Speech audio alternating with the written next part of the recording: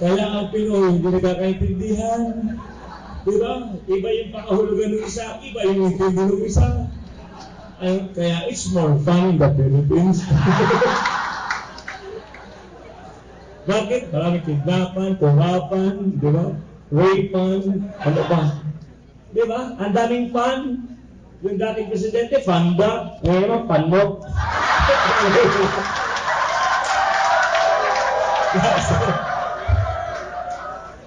So, from what word? Latin word. From what Latin word? Forum. O, doon papasok yung sagot na forum. So, ilang tanong yun? Dalawang tanong yun. Pero magkaiba ng sagot. Pero, isa lang ang pinag-uusapan natin. Forensic.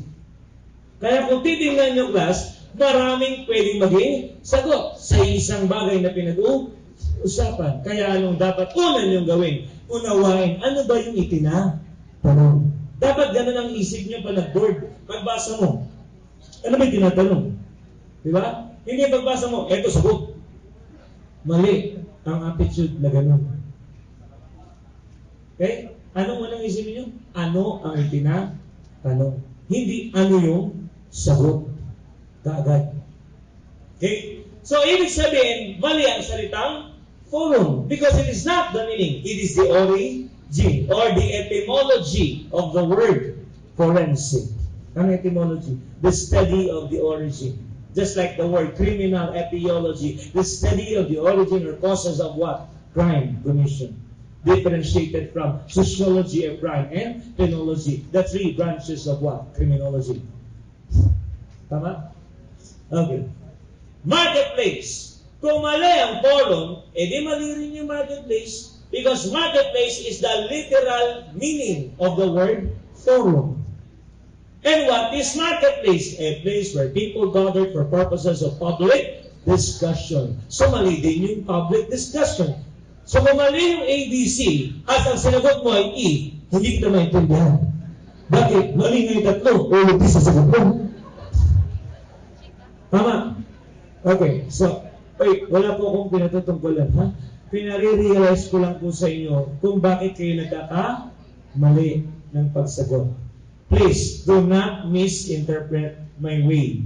My way is just what? Being done that way because I want you to realize something. Okay? So, wala lang ma-open. Kapag may sinabi akong panot, okay, ganun, napag-usapan lang yun, no? Wala akong pinatutungkulan. Baka mga sabihin nyo, tangin na mo mamaya paglabas mo. Bubulbugin kita. Sino pa rin? Di ba? Huwag ganun. That is violation of Article 145, 148. Direct assault. Tama? Yes. So, do not go against me. I know the law. Public discussion. So, hindi rin yun. Ano ang sagot? Malamang di. Bakit? Yun na lang ang natira eh. Diba? May pagpipili ng baba ko? Wala. Anong ibig sabihin? Mas maganda kapag sumagot ka, nandun yung confidence mo. Ito ang tamang sagot. Kasi yung sagot ka lang ng sagot. Tulad ng estudyante, may tanong, ang yabang niya pa. Sir, may tanong sa board. Ang dali. Bakit? Anong tanong doon? Yung lalaki, pinatay yung anak ng kanyang kapatid. Diba? Sabi ko, oh, kapatid, anak ng kapatid. Yes, sir. Sabi ko, anong edad? Sabi niya, 2 days, sir. Ano sagot mo? Infanticide. Sabi sumagot yung katabi niya. Tanga, hindi 2 days yun, 2 months. Ay, what's wrong?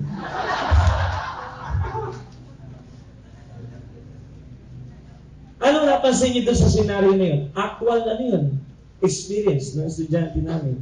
Sa sarili niya, sabi niya, ang tanga-tanga ko. Bakit? Nakita niya kasi 2, ang nasa isip niya kagad days. Eh, weeks yung nakalagay, o kaya months, o kaya year. Pareho lang ba ang 2 days at saka 2 months? Magkaiba yun.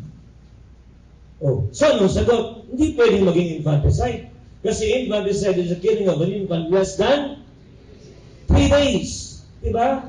As provided by the provision of the Articles of 255 of the Revised Penal Code, Title 8, Crimes Against Person. Tama. Ay, yung wala. Ano sagot? legal. Lord, matutuwa na lang kayo. Ang ito yung sinabi, sir. Akala ko katarantaduhan lang ito. Kasali pala sa board yun. See? Now, ano po ang tinatanong? Process or photograph? Yun ang una niyong isipin. The first few words are, is a magnified photograph. Ang tinatanong ay photograph, hindi process. When I say photography, I'm referring to what? Process. When I say photograph, I'm referring to what? Result.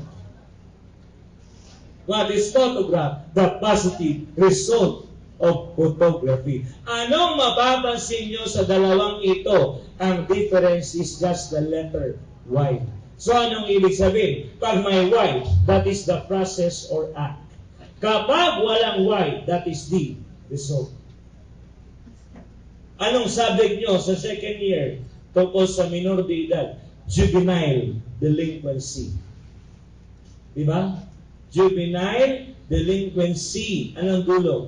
Y. Ano yun? It is the act or omission committed by a minor which is not in conformity with the norms of society. Dahil pag sinabi kong juvenile delinquent, hindi na to act. Bakit? Ang dulo niya ay T. Ano yun? Tao. Tama. Juvenile delinquency is the act. Who is the one committing the act? Delinquent. Ano yung dulo? T. Ano yung T? Tao. See? Criminology. Subject or course. You pass the board. Criminologist. Tama? Ano yung dulo? GIS. Ano yung dulo? IST. Shortcut for what? Specialist. Kaya merong nag-aral ng science, anong tawag? Specialist. Nag-aral ng psychology, nagpakadalubhasa, psychologist. Tama, mali? Tama. So kapag may Y, that is what? Act or process. Pag tanggalin mo yung Y, that is the result or other things. So anong tinatanong? Photograph. So anong ibig sabihin? A and B are what? Wrong. Tama, mali? Because photomicrography is the process of taking a magnified photograph of a small object done by attaching a camera to the ocular compound microscope. Tama? To obtain the minute details of the small object. See? So, anong ibig sabihin? Yung sumagot ng A, mali. So, huwag kayong mag-alala. Review to. Kahit sandaang mali ang gawin nyo sa tanong ko, I don't care. Ang importante, pag tinanong siya sa board, alam mo yung tamang sagot. Okay? Naintindihan? This is preparation. Kahit magkamali ka ng lahat ng sagot mo, ang importante, maalala mo yung tamang sagot. Kaya ko gusto magkamali kayo sa tanong ko. Dahil mas madaling tandaan yung bagay na nagkamali ka kesa sa bagay na nagawa mo tama. Dahil marami kang nagagawang tama somehow. Tama, mali? Tama. So marami na kayong tama. Okay? Yan. Sa buhay ng tao, dalawa mahirap kalimutan. Yung masakit at yung masarap. Anong masakit? Yung mga pagkakamali at failure. Ano yung masasarap? Marami yun. Tama. Pero mas mahirap makalimutan ang masakit na masarap. Anyway. So, photomicrography, mali. Photomicrography, mali. O, di ba? Napansin nyo? Doon pa lang sa first 4 words, natanggal ko na yung dalawang choices. O, di mas madali na sumagot niyan, dalawa na lang yung pagpilihan mo. Para ka na lang naninimbang. Ay, ba mas matimbang dito? Di ba? Kahit nakapiring ka, alam mo, malaki. Maliit. Okay. So, anong tamang sagot? Letter? Letter C. Bakit C? O, you look at this class. Photomicrography. The prefix is what? Photo. The root word or word root is micro. And the suffix is graphy. At ito ay binubuo ng tatlong bahagi. The way you interpret it is this way. Listen. Makinig mabuti. Pwede nyo itong i-apply sa lahat ng subject nyo. Not only in criminalistics. Unahin mo yung suffix. Then you go to the prefix. Then you end with the word root. Wala akong dictionary sa aking harapan. Nasa ng dictionary ko, nasa isip ko. Look. Ano yung graphy? My wife. Process of drawing or writing an image by means of light passing through the lens of the camera attached to what? Microscope. That is photo micrography. Tama mali. Di ba yun ang definition niya? The process of taking a magnified photograph of a small object done by a camera that will capture the light attached to what? Microscope. Saan galing yung meaning ko? Ginawa ko lang, pakialam nyo. Tama ba? Pero tama. Hello? Yung photo micrograph. Graph is the result. It is the drawing, the writing, the result of taking a magnified photograph of a small object.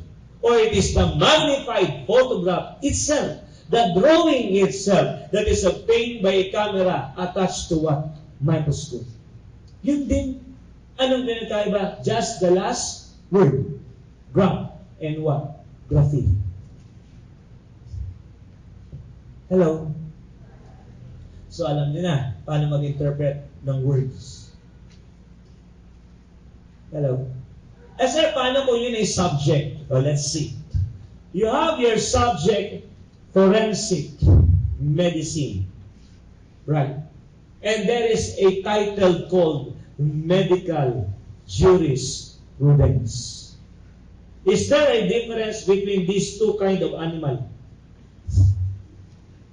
May pinagkaiba po ba ang forensic science or forensic medicine sa medical jurisprudence? By the way, ladies and gentlemen, you don't have to copy the projection.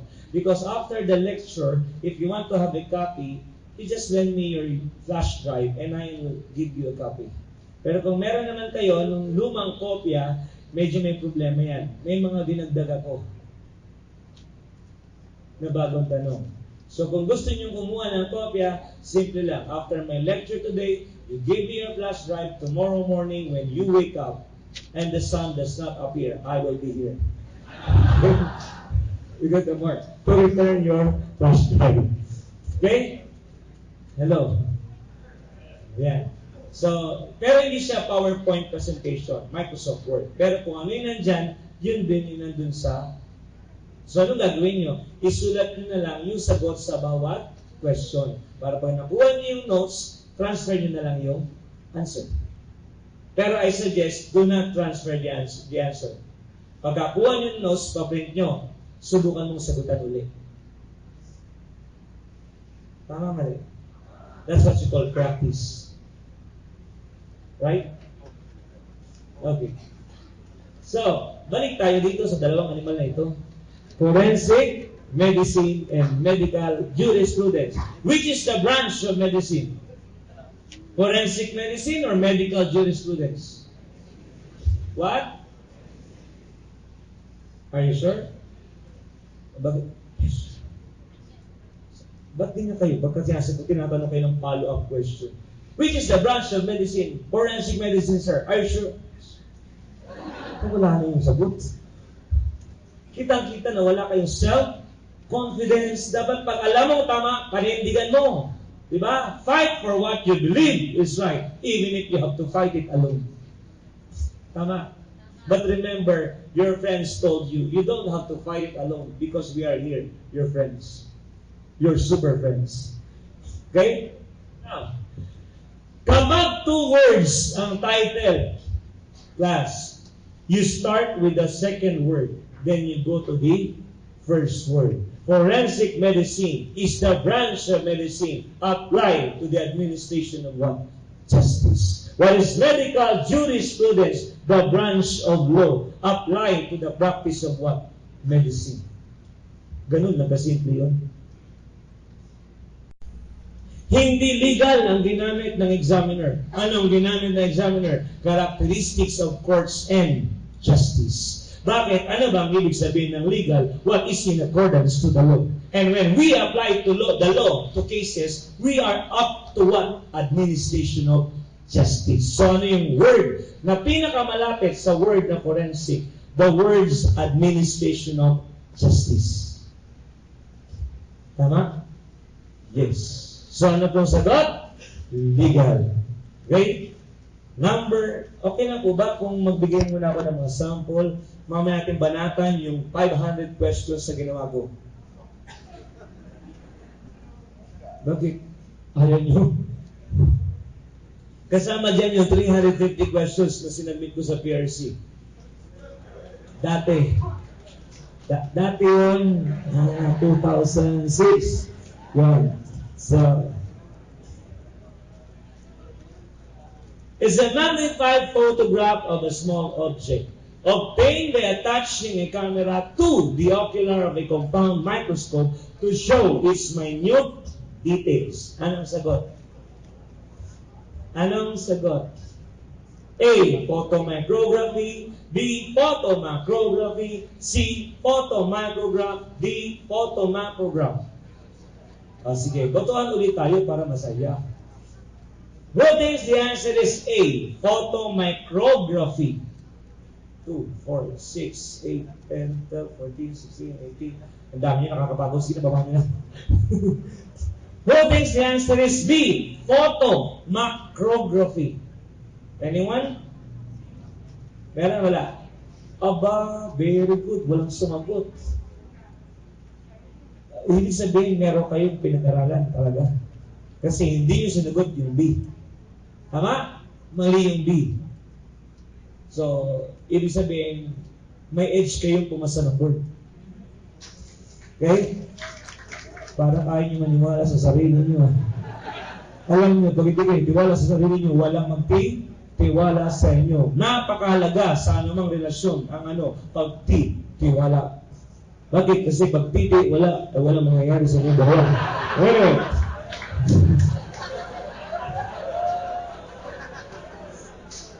Ano gagawin na? Magtititikan na kayo. Okay. Now, yung iba, bakit ba ang nakakatawa doon? Hindi, ibig sabihin, sila yung mga morally virgin. Ano yung morally virgin? Innocent man. Kasi pagka physically virgin, aware but no experience. Pag demi-virgin, may experience pero intact ang hymen. Demi-virgin. Tama? Bakit? May experience na kasi. Yun nga lang, walang actual sexual intercourse. Siguro hanggang pelasyo and cunnilingus. Anong pelasyo? Ano yung pelasyo? Yes, yun yung dahilan kung bakit nabuntis si Regine. Bakit? Kinanta niya sa Ogi, pelasyo. Dadalhin kita sa aking pelasyo. Dahil sa pelasyo, nagkaroon ng angry bird. O, di nagsamunan. Okay? Ano, yun yung pelasyo. Pag bumaba ang babae sa lalaki, the term is pelasyo. Yan. In other term, DJ. Ano yun? Bukuchus. Okay? Pag yung babae bumaba sa lalaki, pelasyo. Lalaki, bumaba sa babae. Ano tawag doon? Tinatanong yan sa board, sa human behavior at saka sa forensic medicine under sexual deviant practices. So, di ba? Pag yung lalaki ang bumaba, anong tawag doon? That is cunnilingus. Cunnilingus. Cunning. Anong cunning? Cunning, yung ginagaya, di ba? Cunnilingus. Pag yung likod, anilingus. Ano yun? Yung backdoor to hell. Kasi yung harap, that's what you call gateway to heaven. Kasi pag pinasok mo yun, you will reach heaven. According to Brian Adams. Ay, yung likod, backdoor to hell. Bakit? Kasi it smells like hell. Well, let's go back here. Now, plus, wala akong hinisingit na hindi mahal. Hello? Okay ba ba? Yeah. So that is the gas and combination with what? Recoil-operated system. And you will see that if you disassemble the M16, diba? And you pull the slip ring and you can remove the lower handguard and the left handguard and the right handguard. You can see the barrel there and the gas cylinder tube. Tama po. Anyway, that is about dismantling, no, or disassembly of firearms. Okay, now let's continue. So, yun ang dahilan kung bakit malakas ang recoil nila. Now, what about the so-called stillness? Kapag ang bala ay pinuto, a first few meters, ang bala ay what? Straight. Tama? Sandali, ha? Sigurahin ko muna ito dahil maraming nakaharang. At the travel of the bullet will be straight. Or ayaw mo ng straight, the bullet is what? Steady. Or the bullet is what? Stillness. Or there is what we call stillness, steadiness, or straight travel of the bullet. Tama. Yan yung tinatawag na gyroscopic. Bakit gyroscopic? Kasi steady ang bala. After a few meters, the bullet will what? Curve. And if it lost its energy, it will what? Drop. Upon reaching the maximum range. Tama po. So, ano yung gyroscopic? The ability of the bullet to travel straight. And that gyroscopic action is also the basis of what we call what? Accurate range. Ano yung accurate range? Yun yung distance that if you are a good gunner, you can design where you want to hit the target. Because you know, the bullet is what? Straight. Tama? Ang tawag doon, accurate. Pero yung distance within which that the bullet is powerful enough to produce that necessary effect, yun yung tinatawag na effective range. And usually, ang accurate at effective, hindi nagkakalayo. Kasi the mere fact na accurate yung bala, ibig sabihin, nandun pa yung kanyang energy. Do you understand? Pero in the military teaching, this is the accurate or effective range. Yung pinakadulo niya, may term sila dyan. Ang tawag dyan ay maximum effective range. Bakit may mga word na maximum? Yung pinakamalayong distance na nandun pa yung effect ng bala. So that is what? The maximum effective range. Kung ito yung effective range, yung dulo niya. Ang tawag doon, maximum effective range. Pero yung pinakamalayong distance na pwedeng abutin ng bala, that is the maximum range. So ilang range yan? There are 4. Accurate, effective, maximum effective, and maximum range. Tama po? Okay. Ano ba yung range? Distance. Sa photography, focus. Sa ballistics, range. Right? Right, class. Okay. Anong opposite ng gyroscopic action? Yaw. The unstable motion of the bullet. So kapag ang bala ay stable, that is another term for gyroscopic, is stable. The opposite is yaw. Unstable. Okay? Yung bouncing of bullet. That's what we call, excuse me, class.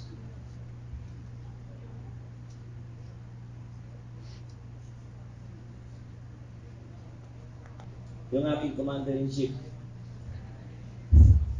Sabi niya, hindi ka pa kumakain. Sabi ko, hindi. Naglelecture pa ako. Sabi ko, tumahimik ka, naglelecture pa ako. Kasi yung bunso ko daw, panay ng tawag daddy ng daddy. Baka daddy kasi yung mga anak ko. Kasi baliktad kami ng misis ko, ako yung mahaba ang pasensya, siya yung madali mainis. Okay. Saka pag may project, daddy. Papa, may assignment ako. Sige, ano yan? Text mo sa akin. Ako na bahala. Hello. Yan. So, bakit? Binaba niya lang. Pwede, wala siyang pera sa akin pag-uwi ko. Sabay ganun yun. Anyway. So, asa naman tayo? Dito pa rin. Ayan. Hindi class, kapag kayo ay nag-asawa, isa lang tatandaan nyo. Dapat, lalaki ang nag-decide. Unless, yung babae nagtatrabaho. Bakit? Ang kapal na mukha mo pag ikaw pa nag-decide. Tama mali. Yeah. It's just a matter of give and take. Pero mas maganda kinoconsult yung isa para whatever will be the problem, hindi ka mabibigla. No? Kasi yung asawa ko natakasan yan eh. Makipag-business partner. Pinagkasan siya ng kasosyo niya. Nagulat na ako one time umiiyak. Sabi ko, anong problema? Sabi niya, baka magalit ka. Sabi ko, pag magalit ba ako, masasolve yung problema mo. Sabi niya, ewan ko. Di ba? So sabi ko, asawa kita, di may problema ka, solusyonan natin. Pag nagalit ako, hindi lang masasolve yung problema mo, eh di, sabihin mo na sa akin. Di ba? Hello? Kaya yung retirement ko dun sa, hindi ma-retirement, kasi nag-resign ako, di mo nag-retire. Yun nga lang, maganda, kahit nag-resign ako, binigyan ako ng 300,000 plus ng PCCR. Lahat yung binigyan ko sa asawa ko. Pinambayan yung kanyang na-dispal ko kasi pinakbuhan siya ng partner niya. Hello? Anong gagawin ko? Alam, magalit ako. Wala namang mangyayari. Magagalit ako. Ano yun? Okay.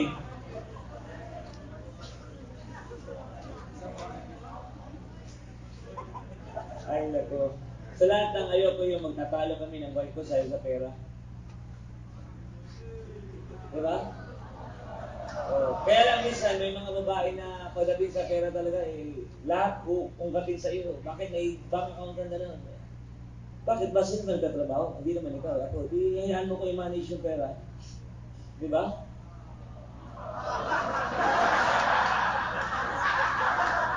Okay. Next. Ang kasabihan lang doon, simple lang. Who made the pot of gold makes the gold. Tama. Pero pag sinabi niya naman minsan makikinig naman ako sa kanya. Pag sinabi niya ligo na, naliligo na ako.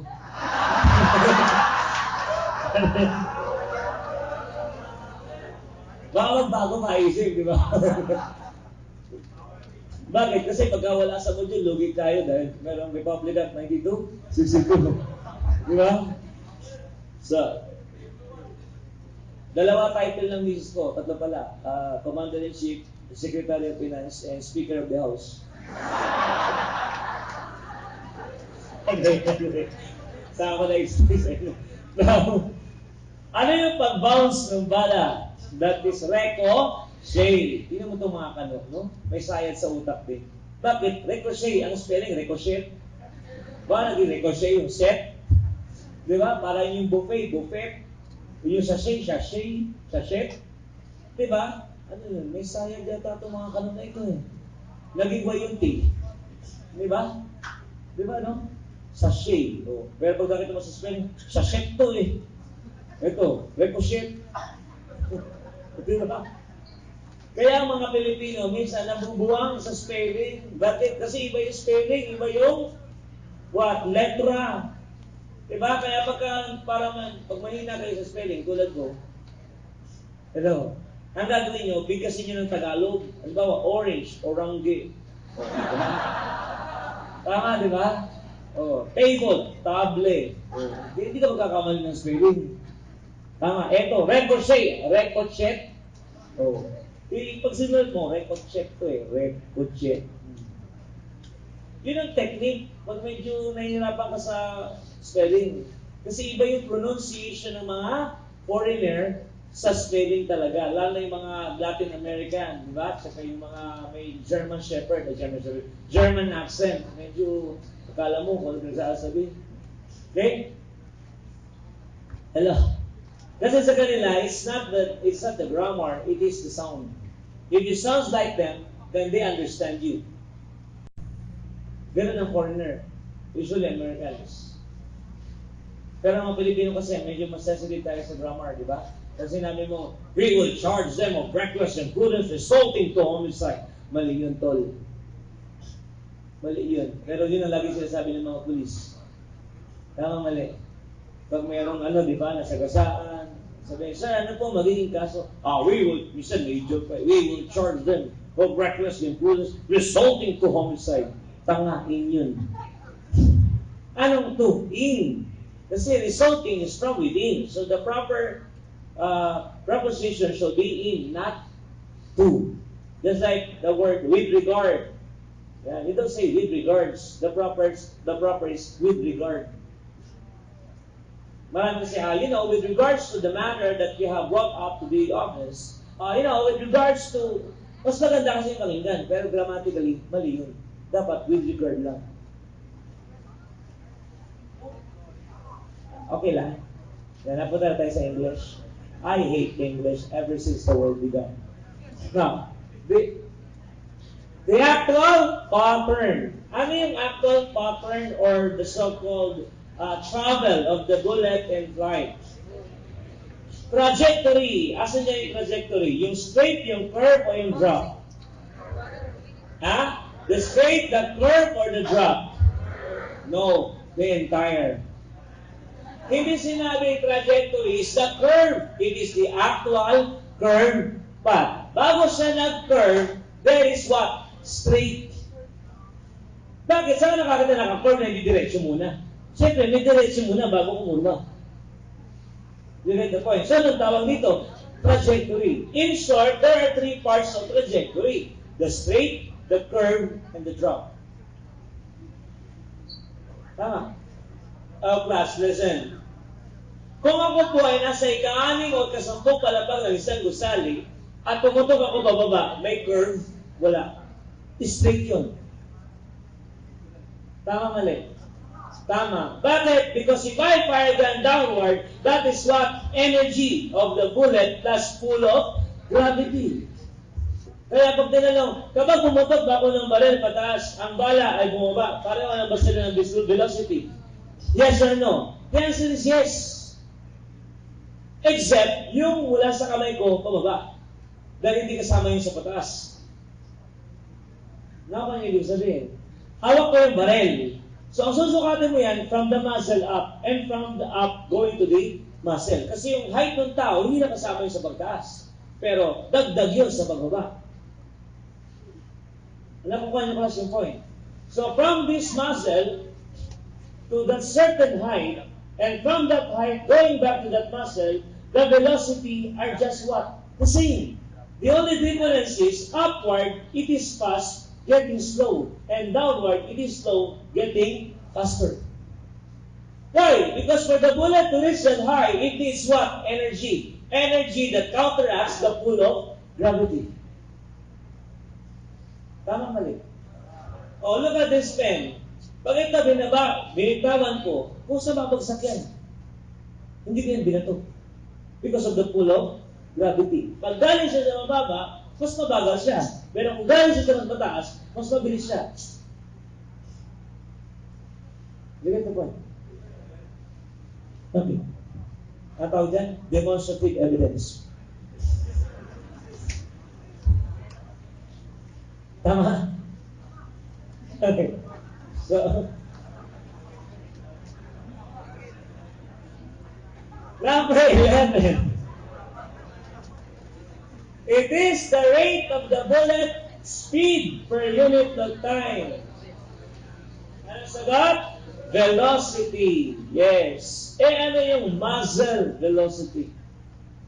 Oh, that is interior ballistics. The speed at which the bullet leaves the muzzle of the gun. That is what?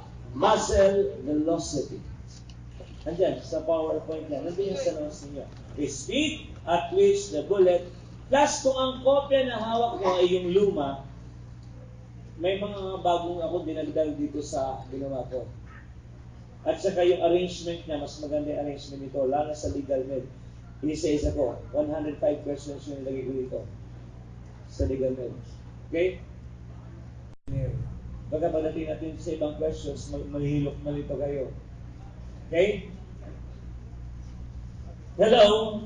Now, ano tunog ng putok ng baril? Eh, by the way, ano tawag doon? Muzzle blast. Ano yun? One word. Sound.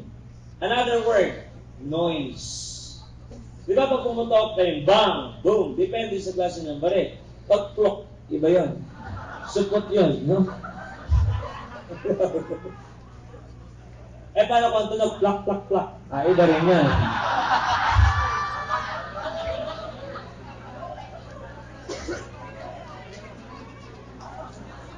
Okay. Next. There was a time, class, when I hear the sun go, and I on the world. No, there was this question asked previously in the board. Ano yun? Ano ang muzzle velocity ng rifle? I was not expecting na itatanong yan. Nagulat na ako, bakit itanong? So, hinanap ko yung libro, nandun pala sa libro ko. Hello? Ano yun? 2,500 feet per seconds. Ang pistols, around 1,200 feet per second. So, mas mabagal ang revolver. Alam niyo kung bakit? Kasi ang revolver may gas leak. Diba yung pagitan ng barrel at saka cylinder? At yung cylinder at saka yung primer. Diba? Meron silang agwat eh. Kaya hindi lahat ng gas pressure papunta sa bala. Get, may exit sa gilid. Okay? Hello? Okay na? Number 12. What is the distance at which the gunner, ang keyword, has control of shot? Ano sagot? Accurate range. Kaya ano yung tinatawag na size of bullet grouping? That is terminal accuracy. Kasi sa target na tayo. Pag target na, terminal na. Yung pinag-usapan. Now, effective. By the way, ano ibig sabihin ng effective?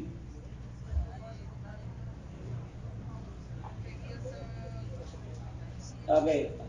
Wait a minute. Dali mo sa mabuta. Kaya lang, effective lang tinatanong ko.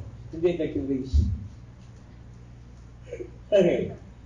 So, pag sinabi mong effective, pareho lang ba yun sa efficient?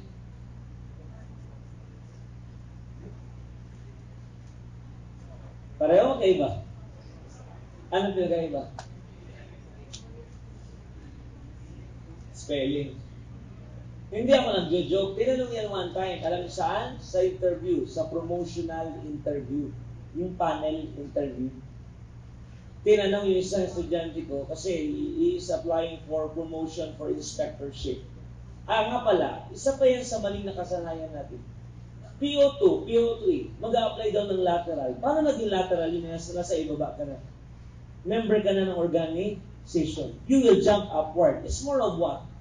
It's more of vertical entry, not horizontal. Kasi pag horizontal, hindi ka pa police. Pagpasok mo, inspector ka kagad.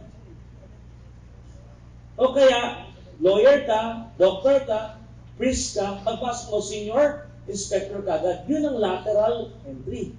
Because if you are from down, going up, I don't see any lateral motion there. That is vertical. Pero anong ginagamit ng mga police? Lateral.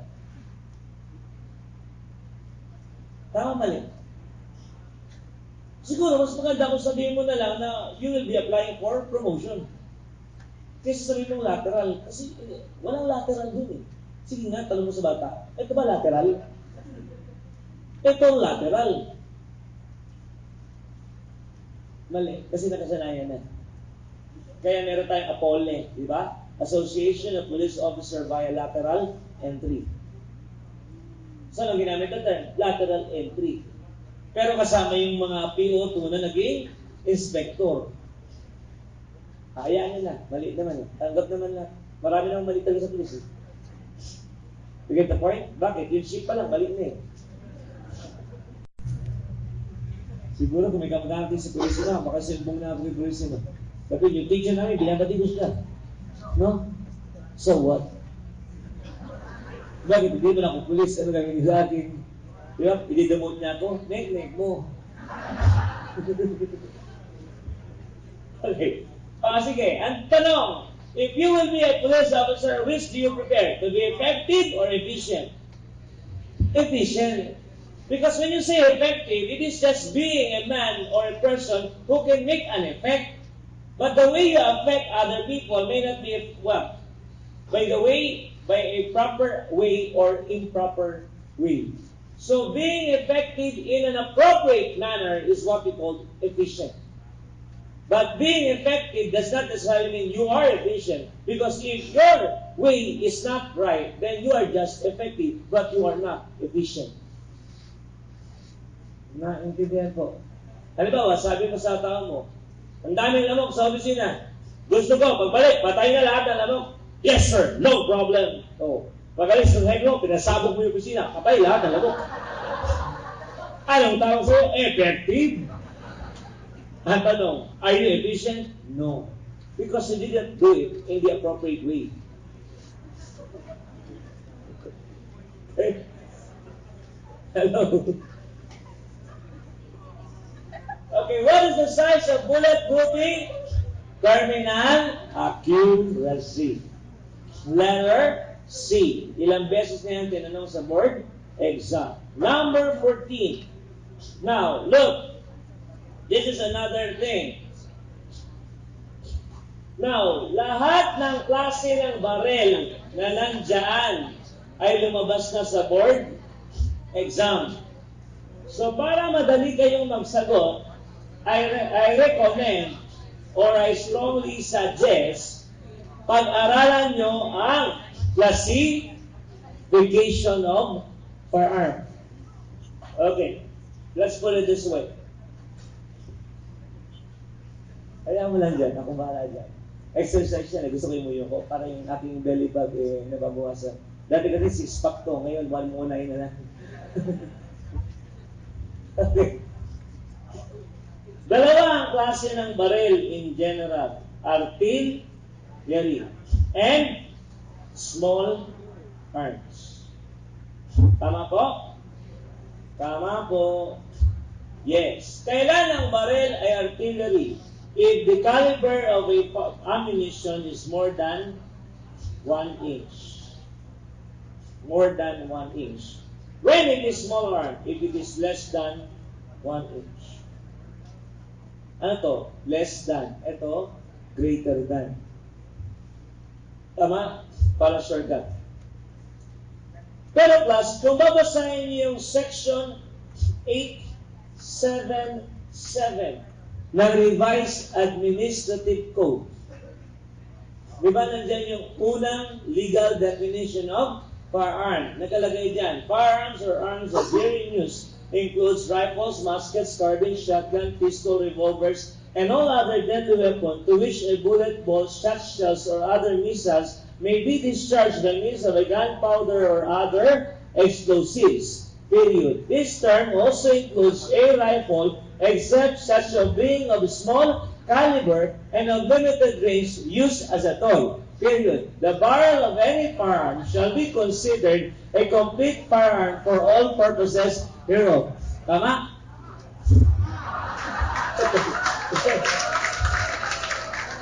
Bakit kayo mabalat mo dyan? Kung babasahin nyo mabuti yung definition na yun, class, may binanggit ba dong bazooka, mortar, cannon? Wala. Hindi binanggit ang kanyon. Hindi binanggit ang bazooka. Hindi rin binanggit ang mortar. Tanong, are they considered firearm? Yes or no? Yes or no? The answer is yes. Bakit? May karugtong yung word, and all other deadly weapon. Hindi siya binanggit specifically, tulad ng rifle, musket, carbine, shotgun, pistol, revolver. Pero kasama siya dun sa last part, and all other deadly weapon. Bakit hindi in-enumerate? Unfair. Kasi po, hindi naman yan ina-identify sa ballistics. Sige nga, ginamita ka ng mortar, hanapin mo yung bala. Para identify kung saan mortar galing yan. O kaya, basura. Sige nga.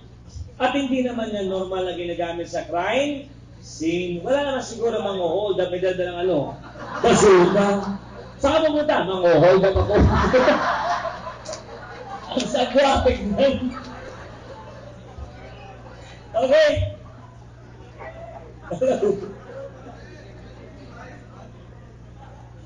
Continue na yung class, even machine gun is not mentioned. Tama. Yes, kaya lang merong generic term, and all other deadly weapon. Question, can you fire a gun without gunpowder? Yes or no? Yes, because of the second sentence. This term also includes a rifle. Tama? Uy. Ano ginagamit sa air rifle? Ano ginagamit sa air rifle? Air. Tama? Mali. Compressed air. Kasi kung air lang, sige, hibal mo yun, puputok ba yun? Alert.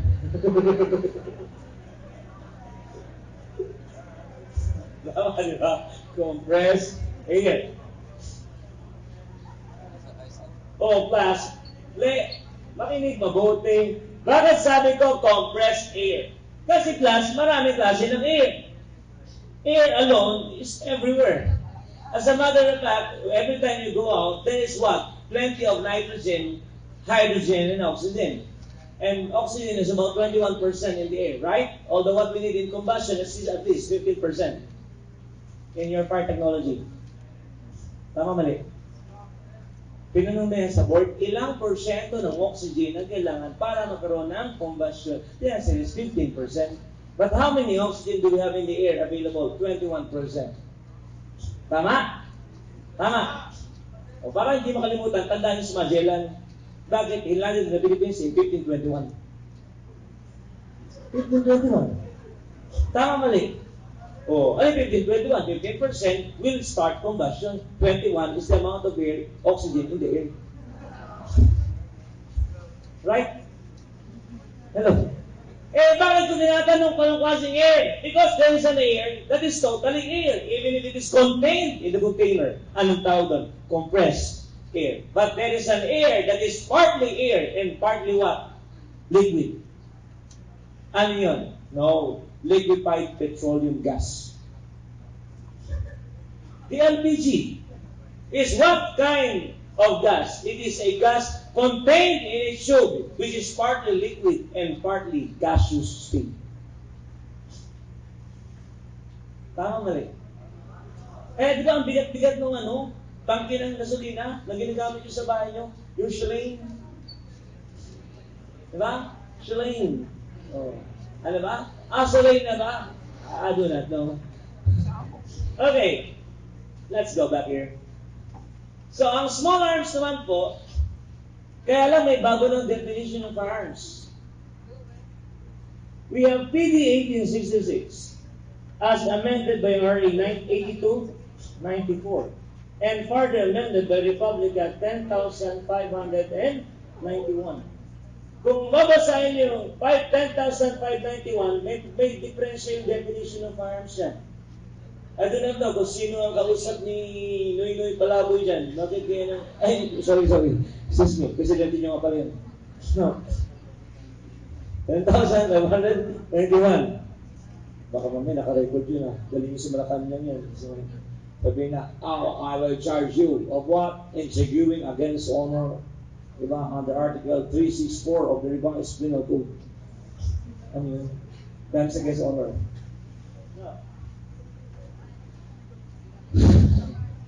Eh, yan. Yan yung mga batas tungkol sa firearm, ha?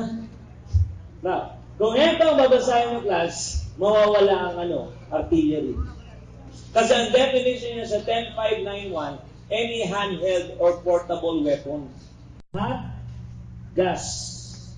And you know the principle of chemistry, hot air goes up and cold air goes down. Kaya normal, paglabas ng bala, ang tendency ng muzzle ay umangat. Dahil yung gas pressure, pataas. Yun yung jump.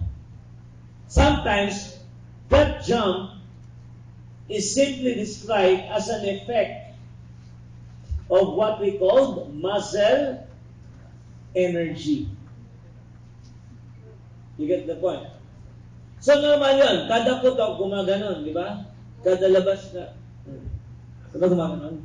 Kada labas ng bullet. Uy, iba na naman nasa isip nyo eh. Iba yun, bakit? Parang ganun nga rin yun eh. Kada talsik. At least, so, okay? Ano naman yung tinatawag na percussion action? Yun yung ignition of the priming mixture. Kasi priming mixture is also known as percussion powder. Now, by the way, class, bakit nagre-recoil ang baril? Bakit nagre-recoil ang baril? Ha? Because of the impact, because of the gas pressure. Gas pressure. Bakit? Pagtulak ng power pressure sa bullet, hindi naman pwedeng yung pressure tumagos sa bullet. Tama? So habang nasusunog yung powder sa loob, the powder pressures pushes back and forth. Pero mahina lang yun. Ang mas malakas class ay kapag ang firing mechanism ng baril ay hindi ordinary. Because when we talk of firing mechanism, meron tayong tinatawag na blowback type, meron tayong tinatawag na gas-operated, and meron tinatawag na recoil-operated system. And in some machine gun, they use the combination of gas and recoil-operated system. Tama po? Hello? Ang 45 pistol ang gumagamit ng blowback. Bakit blowback? Blowback, ha? Hindi blow... So, di ba pag pumuputok kayo ng 45, mas malakas ng konti kasi sa revolver ang kanyang recoil. Kasi yung slide nag-move backward. Tama mali? Yes, the slide has to move backward because it will give way to an empty shell. And once it pushes forward, it puts new cartridge into position for firing. That operation is what we call blowback operation. Naintindihan? But if you are using the M16A1 rifle designed by Eugene Stoner, hello? Sa M14 or M16 or M1 designed by John Garand, basically, they are gas-operated. Kaya tinawag na gas-operated, sa ilalim ng pinaka-barrel, may malipis na gas cylinder tube. Ang function nun is para yung pressure, paglabas ng bala, pagdating doon sa tube na yun, yung ibang gas pressure bumabalik. Okay? Pero mas common yan sa rifle. Kasi ang rifle, automatic. Lang na yung M16. Tama? O kaya yung mga machine gun and sub-machine gun. Kaya gas-operated kasi, pag nilagay mo ang selector lever sa automatic settings, tama ba? And you pull the charging handle, and you squeeze the trigger, sa isang kalapit, pwede siyang pumutok ng tuloy-tuloy. Yun ang tanong.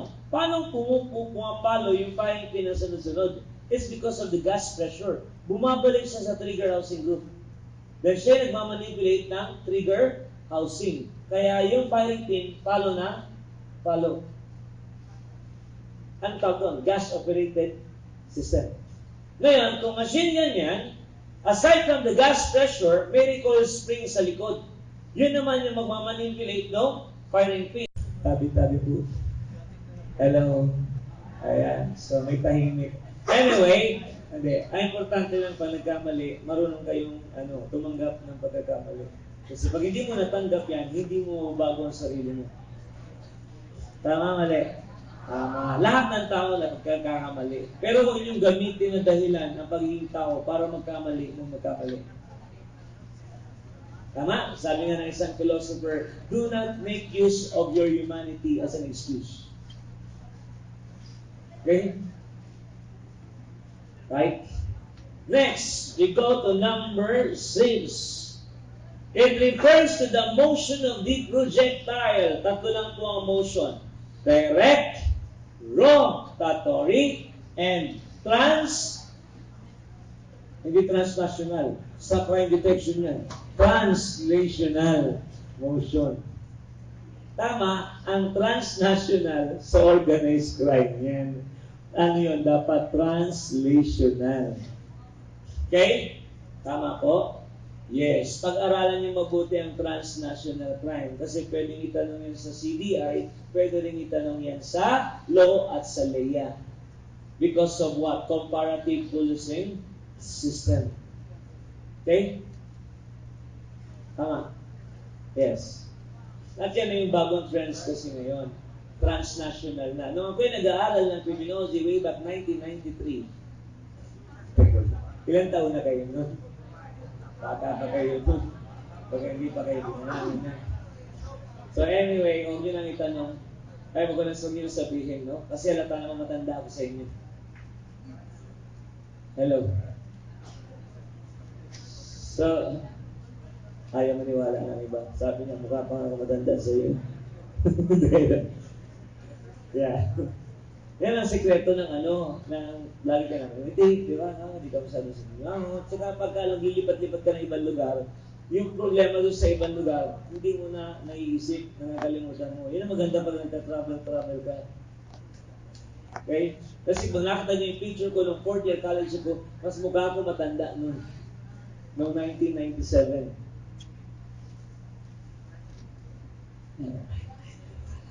Number 7. What initiates the combustion of the gunpowder in the shell? Ano sagot? Primer. Yan. Primer. Bakit? Siyempre, bago mag-gunpowder, primer muna. Tama? Pero what hits the primer? It is the firing pin. And what pushed the firing pin? The hammer. And what releases the hammer? The trigger. Bagay, may tinanong sa board. Anong tawag sa pinamamalo ni judge? Yan, hindi hammer yun. Gavel. Ang tawag doon. Gavel. Yung pinangpupukpok ni judge. Yung pinupukpok ni judge. Ang tawag doon, parang ballistic din. Anvil.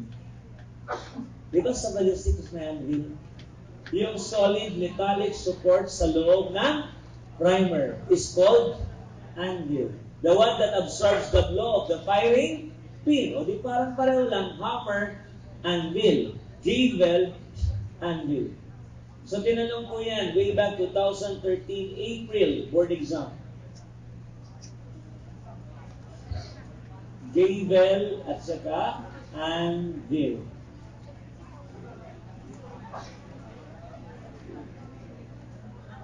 Ano daw? Meron kayo pinag-uusapan doon? Logis, pushang, o... Okay, game. Number 8. What is the rearward reaction of the gun?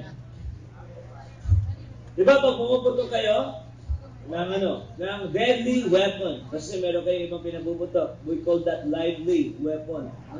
So, pag pumuputok kayo ng deadly weapon, di ba gumaganon, parang sumisipa siya, mabuta sa likod. Pag backward, the same with rearward. Ano yun? Recoil. Pero pag upward, that is jump. You get the point? Rearward or backward, recoil. Pero upward, jump. Yes, bakit nagja-jump ang baril? Kasi, kada labas ng bullet, the following are antique firearms. Except firearms which was manufactured with 70 years. Kasi dapat 75. So from year 2010, 11, pababa, magbilang ka ng 75 years. Yung mga barel, pababa nun, is what? Considered antique. At yung mga may may mga museum effect, pero historical value. Yan. They may be considered as antique firearm. So, A, B, C are considered antique. Hindi pa yan itanong sa board kasi bagong batas lang yun eh. Di ba? 10,591. Okay, let's move now to question document. Regular quiz nga. Kung hindi pa ako nagbigay ng 500, hindi ako i-graduate ng teacher ko. No? Anyway, hindi naman siguro dito yan, no? Ang point is this. I had this experience in PCC Honor. My first time I handled the review. 4 yung naging top-notcher in one exam. Yung isa, expected ko. Yung pangalawa, yung top 5, expected ko. Pero yung top 6, hindi ko ini-expect. And even he himself, he could never believe. Bakit? Kasi tinapos niya ang criminology for 5 years. Bakit? Kasi kung hindi drop, incomplete, 5 ang read. Okay?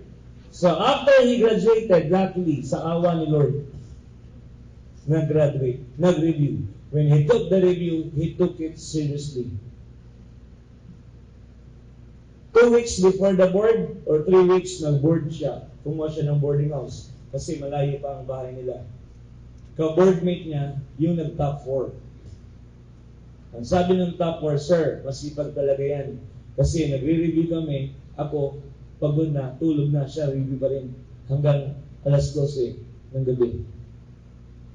So anong ibig sabihin? It's never too late for anyone to be successful and to be on top. If only that you will start believing in yourself that you can accomplish something. And you are willing to sacrifice those little and temporary enjoyment. Okay? Hello? I know this today is Sunday. No, I'm not a preacher with a sermon. Okay? And I'm not so in love with you. Parang kantayan kayo. Okay, anyway. So, top. Pag sabi mo, gusto ka mag-top, anong gagawin mo? You will do more than just passing. Even if you did not top, you will tell yourself, anyway, if I did not see my name on the top 10, I know I'm included there on those who pass. Tama? That is the way you should think in the board exam. Hindi yung, umasa lang ako, pwede na. Paano kung nagkaroon ka ng problema during examination or before the examination? Nobody can dictate what will happen tomorrow. Tama. Kinapos ka sa preparation. Ano nangyari? Nag-break in ang shota mo. Diba? Alam niyo ba yung nag-top 1 nakaraan? After the review, binrake siya ng shota niya kasi daw wala na siyang time. Yun ang walang kwentang shota. Bakit? Ang sabi ko sa kanya, simple lang. Kung binrake ka niya, she does not deserve you. And you do not deserve her. Why? She turned her back, she lost. Bakit? Because I know you. You can be a top-notcher. As a matter of fact, dalawa lang ang magiging place mo. Kung hindi top 1, top 2. Itagang mo yan sa bato. So paglabas ng result, nakuha ko yung result, lumabas birthday ko. Yung result. On the night of my birthday, lumabas ang board exam. Pag hindi ko tinignan kung ano yung pass, ang una ko tinignan, top 10. Siya, yung nasa number 1. Then I called him up. Ran, top 1 ka. Sabi niya, 7. The only word he said is 7. Sabi ko, huy, tuloy ka lang. Hindi nga, sir. Sabi ng ganun sa akin. Sabi ko, di ba sabi ko, pag hindi top 1, top 2, yun lang ang place mo. Sabi niya, bakit mo alam, sir? Hindi, prediction ko yun. Kilala kita. Kasi ako, tingin ko pa lang sa estudyante, pag estudyante ko, the way you answer the test paper, I can say, you can make it in the board. Hello? Pero pag sinabi kong, itong batang ito, pagilid. Ayun, lahat ng sinabihan ko ganun, bumagsak ka sa board. Kaya sabi ko, ayoko na magsabi ng negative. Bakit kinukonsensya ako? Okay? Ayan. So I cannot promise that all of you will pass the board. Tama? Pero if that will be possible, then I will be very happy. But the problem is somehow, bakit may failure somehow sa board? Maybe because God has a better plan for you. Tama? The top one, hindi siya cum laude. He is an ordinary graduate. And during the time he took the exam, the mother is suffering from 4-stage cancer of the breast. And the father is sumakabilang bahay. Sumakabilang bahay. How many times? Hindi ko na mabilang kung pang ilang beses ko na dito sa Cagayan de Oro College. Pero isa lang alam ko, the first time I teach here, may nag-top 1. No? Hello? Yan. Kasi that is my legacy. But first time ko sa isang school, laging may nagtatap. Yan. Pero hindi naman ibig sabihin pag second time, wala nang magtatap. No? Kasi after that top 1, may sumunod pa rin. Tama? Yes. Pero that is my, siguro, something that I can be proud of. Kasi every time that my student top in the board exam, I always tell them that I am one of the people who will say, I am proud of your accomplishment. Because once in your life, you will be my student. Tama? Okay. So my task is only to give lecture only in criminalistics. I said only kasi I teach all subjects in criminology. All the 31 major subjects. Okay? Kasi pag wala akong lecturer, ako yung troubleshooter. In short, I need to study all the 31 major subjects. Pag wala akong lecturer, automatic ako ang lecturer. Kaya minsan sabi ng mga review ko sa Manila, sana daw wala lang umatay na ibang lecturer. Para ako na lang yung mag-lecture. Sabi ko naman sa kanila, that is a bad attitude. Why? Because other lecturer may knew something that I do not know. In the same way that I may knew something that they do not know. But if you listen to more than one brain or one head, you will be a better person than the two of them or one of them. Tama? Yes. So, regardless kung sino man po yung haharap sa inyong harapan, then pwede silang humarap sa likod nyo. Hi. Sana you will be very much willing to listen. Okay? Kasi may mga attitude ang ibang reviewing. Pag medyo boring ang lecturer, after the lunch break, hindi na bumabalik yung iba. Tama ba? Sasabihin ng reviewing, tara, uwi na lang tayo. Bakit? Binabasa lang. Marunong din naman ako magbasa. Tama? Tama ba? Ayan. So,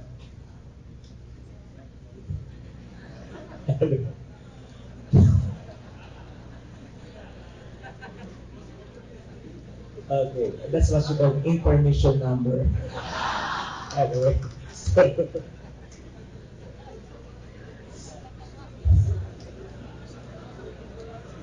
ang cute ang pasok ni ate.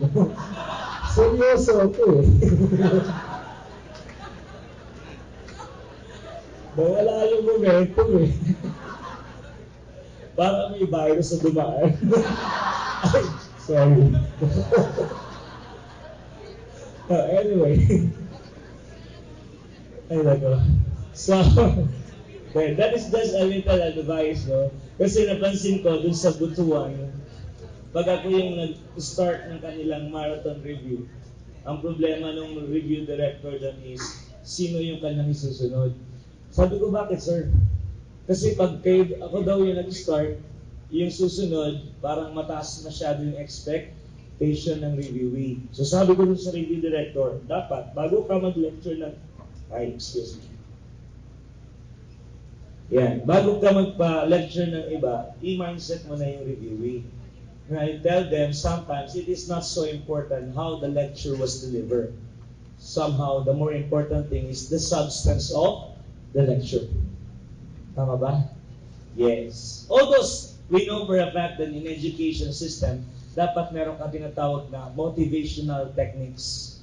Tama? Meron kang humorous jokes. Kasi alam mo sa lahat ng crowd, ang pinakamahirap i-satisfy criminology crowd.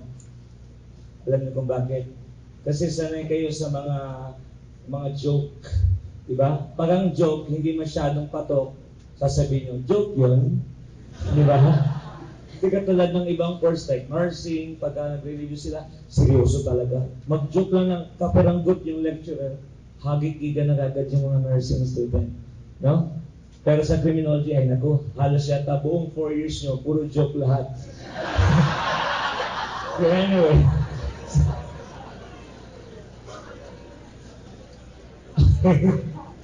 Tama ba yun?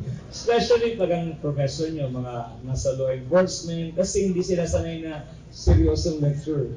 Diba? Kadalasan may joke. Although yung iba, mas marami yung joke kaysa sa lecture.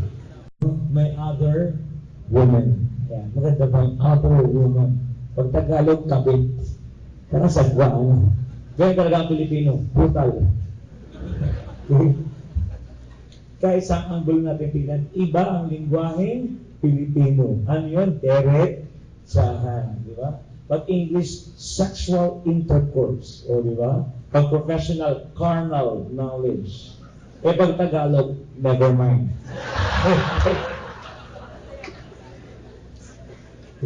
Ang sagwa kasi. Sabagay, meron naman magandang Tagalog na salita. O, diba? Pag ganyan ang mukha, kahit nakaganyan yan, hindi ka magagalit. Bakit? Bata eh. Tama? You know, under the revised penal code, he is an age of what? Full irresponsibility, pursuant to Article 11 as amended by Republic Act 9344. Tama? Yes. So, bakit ganyan ang mukha ng batang yan? Simple lang. You see the word at the bottom. Success. Nakuha ko ang wallet ng nanay ko.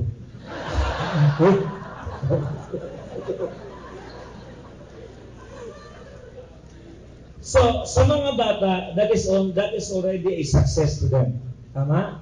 Yes. But to you guys, I know, you need more than that. You don't envision anymore the wallet of your parents. You envision what? The money in the Bangko Sentral. Tama. O dili kaya yung pork barrel. Okay. Anyway, hindi naman kayo congressman or senatong. Senatong? Tama ba yan? Okay. Senator.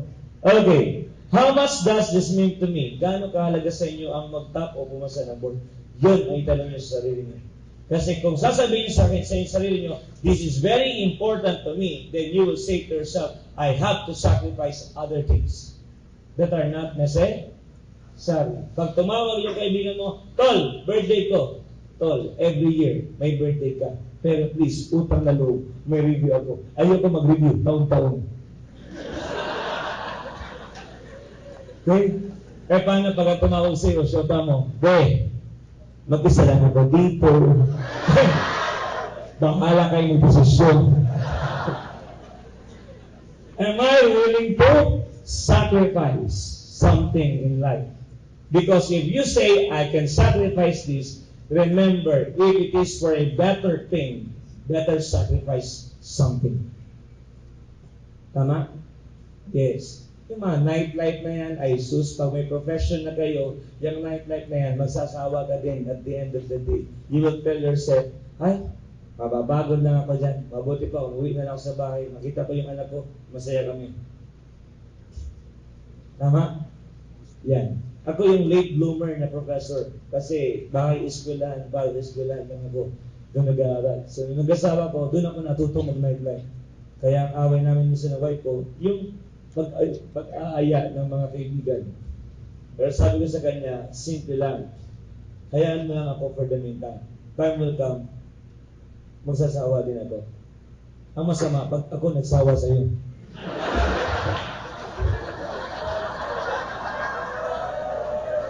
How determined am I? Ano mas gusto mo?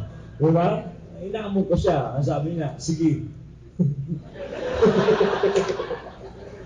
Kala ko, di ka sasangayon eh. Balik ito sa nanay mo. How determined am I to pursue my dream? Okay? Kapag kayo ay may na-accomplish sa buhay nyo, hindi masama ang sabihin sa sarili mo, I did it. Tama? Hindi masamang magmayabang kung meron kang na-accomplish. Ang masama yung magmamayabang ka sobra kesa sa iyong na-accomplish. Huwag ganun. May mga kilala kong tao, when they become successful, they forgot about the past. Tama? Yeah, don't forget the past.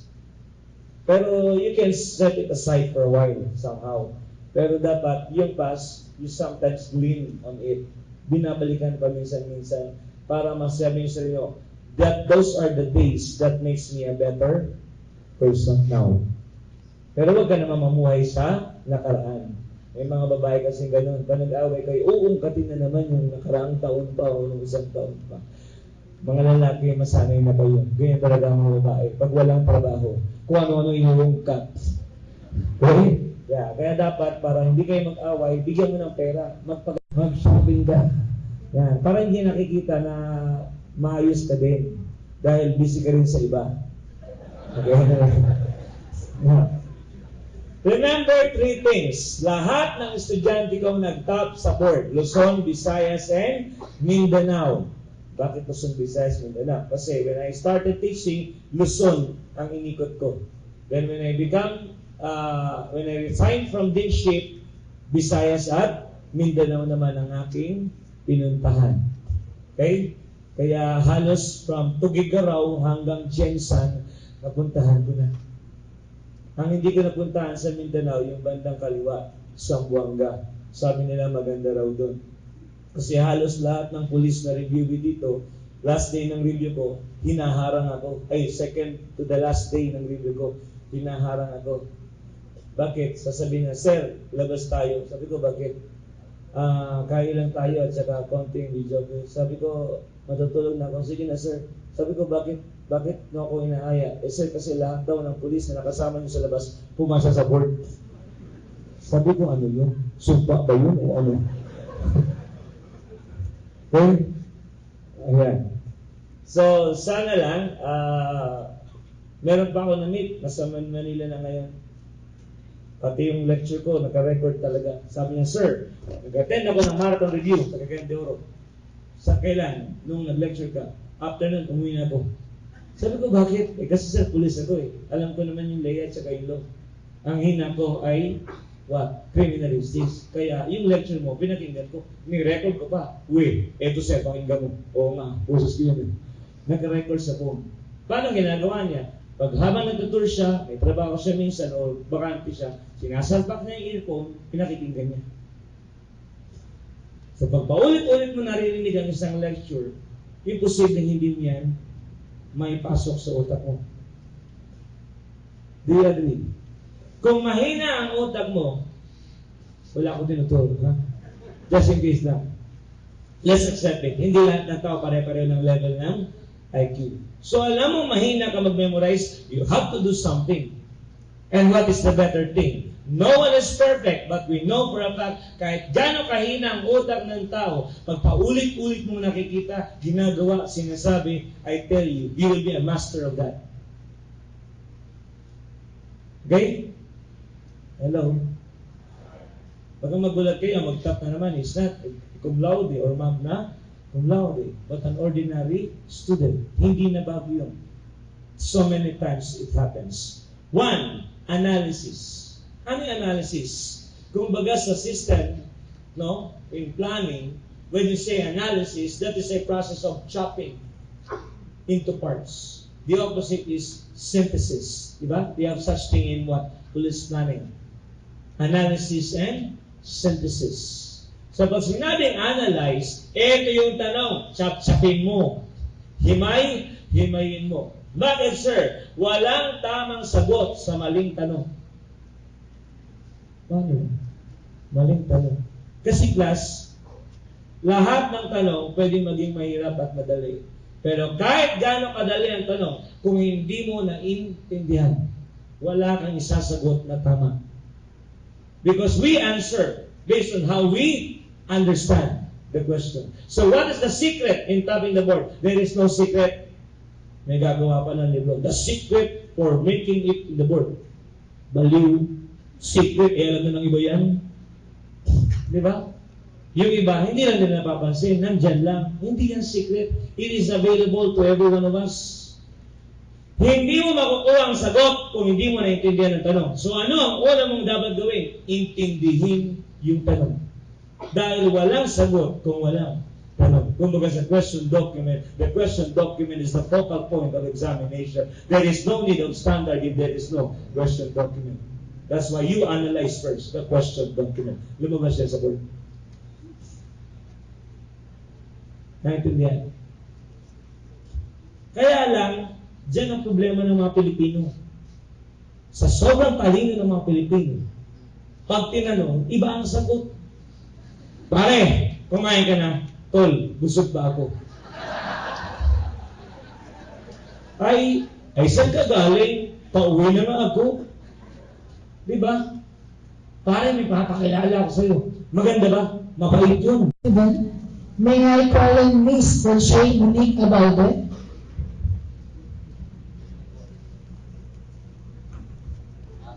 Ladies and gentlemen, good morning. Our guest lecturer today is a graduate of BS Criminology at Philippine College of Criminology. He's a Master of Criminology and also finished Bachelor of Science of Education, and now a Doctor of Criminology of Bachelor of Laws and Letters. A former Dean and Review Director of PCCR and currently the Review Director for Criminology Licensure Examination at Center for Technical Professions Incorporated, a PCAP Chapter President at National Capital Region, an author, educator, and reviewer. Gentlemen and ladies, it's an honor and privilege to introduce to you our guest lecturer for today's review, Dr. ARIEL MANLUSOC. Round of applause. Thank you very much for that very applauding introductions. Good morning to everyone. Magandang umaga sa mga Tagalog, kung may Tagalog man. Maayong buntag sa mga Bisaya at maupay na aga sa mga Waray. Assalamualaikum sa mga Muslim. And buenos dias, señoritas, for those who are familiar with Spanish language. Good morning. Okay, so mukhang marami kayo. Mukhang very, very energetic and very early. Actually, I was awakened as early as 5 o'clock in the morning, but I just wait for Dean Canyo for our breakfast talk. Then we proceeded here immediately after. So I have been here since last October 3. So I came from Butuan. I lectured there 1 and 2. Then before that, I was in Manila giving also another lecture. So I did not have any time to rest actually since July, no? Until October 21 siguro na. No? Bakit nakapagpahinga naman ako ng isang araw o dalawa dahil sa bagyo. The classes were suspended. Wait a minute. Where will I put this one?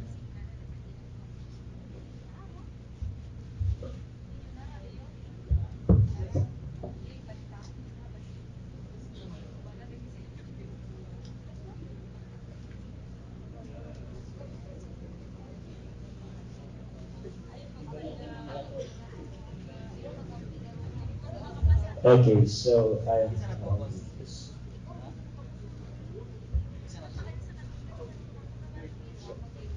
Thank you very much. Okay, so as what was said a while ago by the one who had introduced me, I was the former Dean of PCCR in that 2006 to 2010. So siguro I was the youngest Dean of PCCR in the history. Siguro lahat yata ng youngest na sa akin na sa PCCR. the youngest professor there, the youngest department head of forensic, the youngest review director, the youngest professor in masteral, the youngest team in PCCR. Because all those things happen when starting from the age of 20 and up to 29. So now practically in my 17 years of teaching career in criminology profession. So hindi na bago, actually matagal na para sa akin ang review. I started lecturing in the review as early as 21-year-old in Baguio and Taguban. So hindi pa siya UC, hindi pa siya UL, UC at saka UL. Ano pa siya noon? Baguio Colleges Foundation pa siya. At saka Luzon Colleges sa Taguban. So those are the two schools where I started lecturing at the age of 21 sa review. Pero as professor, 20 years old po ako nag-start. Okay? So sabi nga, I finished already 5 courses. Lahat yun, trip lang po. No? Yeah, pinag-tripan ko lang. Kasi libre lahat yung aming pag-aaral hanggang may College of Law. Ay, parang ayaw na maniwala. Ako binabanggit na tao kasi that will be unethical for me to mention some people. Tama? Okay. So before I start my lecture with you, ladies and gentlemen, so yan po yung aking pangalan, yan yung aking contact number, kasi sakaling meron kayong i-refer, meron kayong tanong, and I am available to answer, sasagutin ko naman. Okay? Dahil na pag malapit na yung board. Kasi minsan, pag malapit na yung board, naiisip ko yung lalabas sa board. Hello?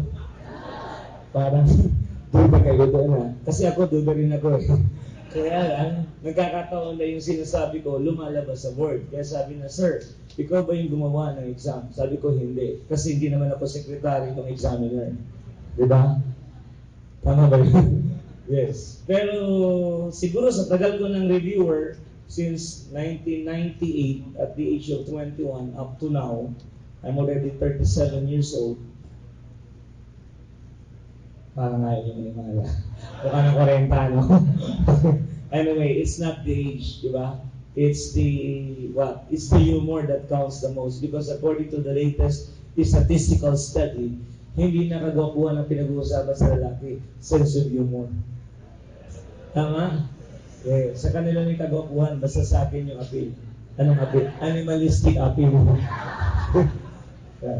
So, before I lectured you the subject matter, pwede ba akong magbigay muna ng konting introduction? So, why are you here? What? Because you want to? Correct. You want to top the board. Tama? Sabi ni Bang, top. Hindi nga may pa sa exam, top pa. Okay. Class, that's what you call what? Positive thinking. Kapag in-entertain nyo ang negative thoughts, then it will enter your mind and body. But if you always say that you have the potential to achieve something, then you are attracting positive vibes in your body. Tama? Yun. So sabi nila, positive thinking is thinking that everything will be alright. Tama? Ang sabi ko naman, it's more than thinking that everything will be alright. Positive thinking is what? Not just thinking everything will be alright, but also the thinking that if things get wrong, something better will come. Tama? Kasi I know not all reviewees will pass. Definitely. Some will fail. The only thing I always tell my reviewees, na kinopya naman ng aking estudyante yung nag-top last board exam. Yung nag-top 1. Kaya lang sad to say, hindi ko narinig yung speech niya. Kasi I was so busy with the program of my children in the school. No? Sabi niya, kinote niya yung aking saying na there are no delayed success. There are no failures in life, but only delayed success. Anong ibig sabihin? There are no failures in life, but only delayed success. If someone failed in the board, that is not yet a failure. Why? Because you can still take it for another chance. And if you pass it, even if it is on the 4th, 5th, or 6th times, at still you succeeded in passing the board exam. What does it mean? Your success was just delayed somehow. Tama? You will only be a failure when you say to yourself, I can never be that person whom I dream to be. Bakit? You are a failure because you stop dreaming. You stop ambitioning and you say to yourself, you can no longer achieve anything. Tama po. Yes. Kasi may mga reviewer ko, naka-6 na take na, 7 take na. No? Sabi na, sir, this time, kailangan ko na magseryoso. Sabi ko, dapat lang. Dahil nauubos na ang buhok mo sa ulo. Okay? Hello? Ay, baka may pinamahan ko. Tabi-tabi po. Ayan. Sabi nga nila, ingat sa pagsasalita, no? Baka ikaw ay makatusok, sabi nga. Now, anyway, depende sa pinutusok. Okay. So you're here because you want to top the board. Tama? Yes, and part of becoming a top-notcher is what? To prepare, to review. Walang mahirap na exam sa taong handa. Pero kahit gano'ng kadali ang exam, pwede kang bumagsak. Dahil hindi ka handa. Tama po. Okay. Bakit sabi ko mag-top? Sabi ng iba. Epi or Dermy? Ha? Sigurado kayo? Bakit tumingin yung sagot dyan? Sigurado hindi? Mas talo kumina yata. Okay. O, gamitin nyo ang common sense. Epidermis. Epi means on top. So if epidermis is on top, what is at the bottom? Dermis. Because epi on top of dermis. Naintindihan ko? So ang ibig sabihin ng epi? Above or on top. So kahit hindi nyo alam yung pangalawang layer, ano tatandaan mo na lang? Yung epidermis. Epi on top. Ano yung ilalim? Dermis. O nga no, para bawas ang memory cell. You can use the other billions of cells in other subject. Okay? Anong tawag dyan? Mind what? Mind setting. Hindi. Mind management. Okay? So, sino po? Si Marcelo Malfini. Hindi pwedeng si Herman Welker kasi si Welker ang pinaka-weird sa kanila. Bakit naging weird? Ipinread niya yung kanyang palad sa pagitan ng 41 taon. Grabe. Ganun siya katsaga. Siya na siguro pinakamatsagang fingerprint examiner sa history. Bakit? 41 years. Pinread niya yung palad niya. After 41 years, pinread niya ulit. Ano sabi niya? Pareho lang sila. Di ba weird?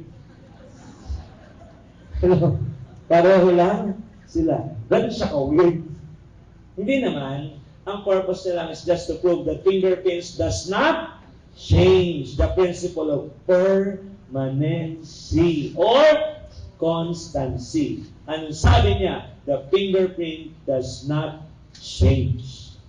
Diba? At sinang-ayunan siya na isang Filipino artist. Sino yun? Hindi nyo kilala? Si Randy Santiago. Ano sabi niya? At hindi magbabago. Diba? Okay. Now, sino naman po si Nehemia Group? Siya naman ang unang gumawa ng articles describing the characteristics of what? Ridges and sweat pores. In one of the newspapers or articles in England. England pa rin. Sinundan siya ni Govard Bidlow, ni Haynes, at saka ni Albinus. Pero siya yung unang-unang sumulat ng articles about ridge and sweat pores. Si Henry Fuld naman po ang nagbigay halaga saan? Sa Latin print.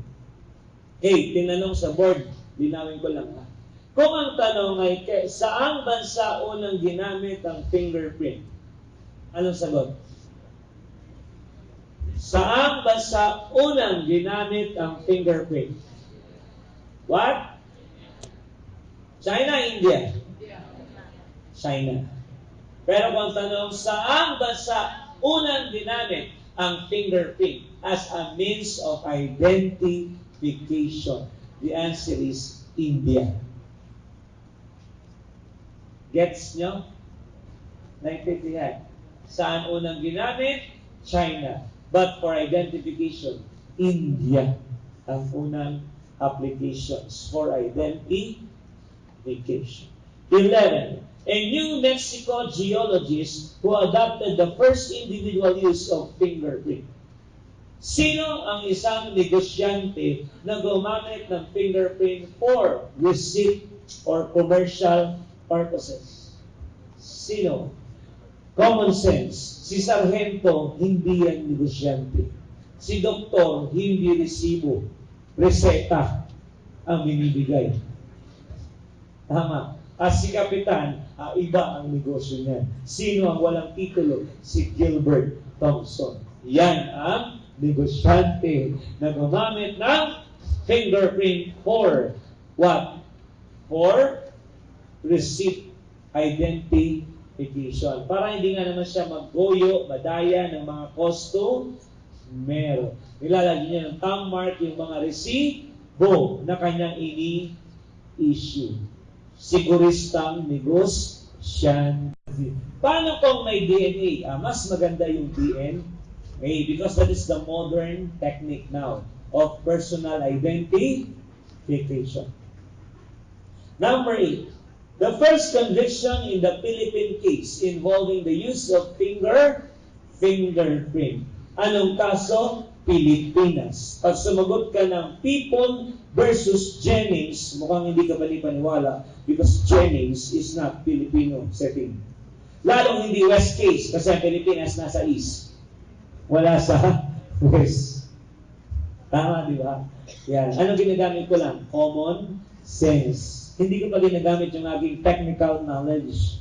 Common sense pa lang ang ginagamit ko. Pwede ko nang tanggalin yung hindi tamang sagot. Lalo naman yung People versus Arizona. Walang Arizona state sa Pilipinas. That is one of the states of United States of America.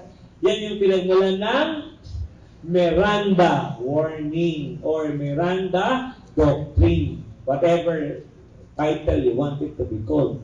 Okay? Pero actually, ano ba Miranda warning? Title lang yon ng principle. Pero yun ay galing sa Constitution ng Amerika under its 4th Amendments of its Constitution. Okay? Nang ginaya naman ng Pilipinas, alam niyo ng Pilipinas, nuknukan ng kagaya. We are the greatest imitator in the world.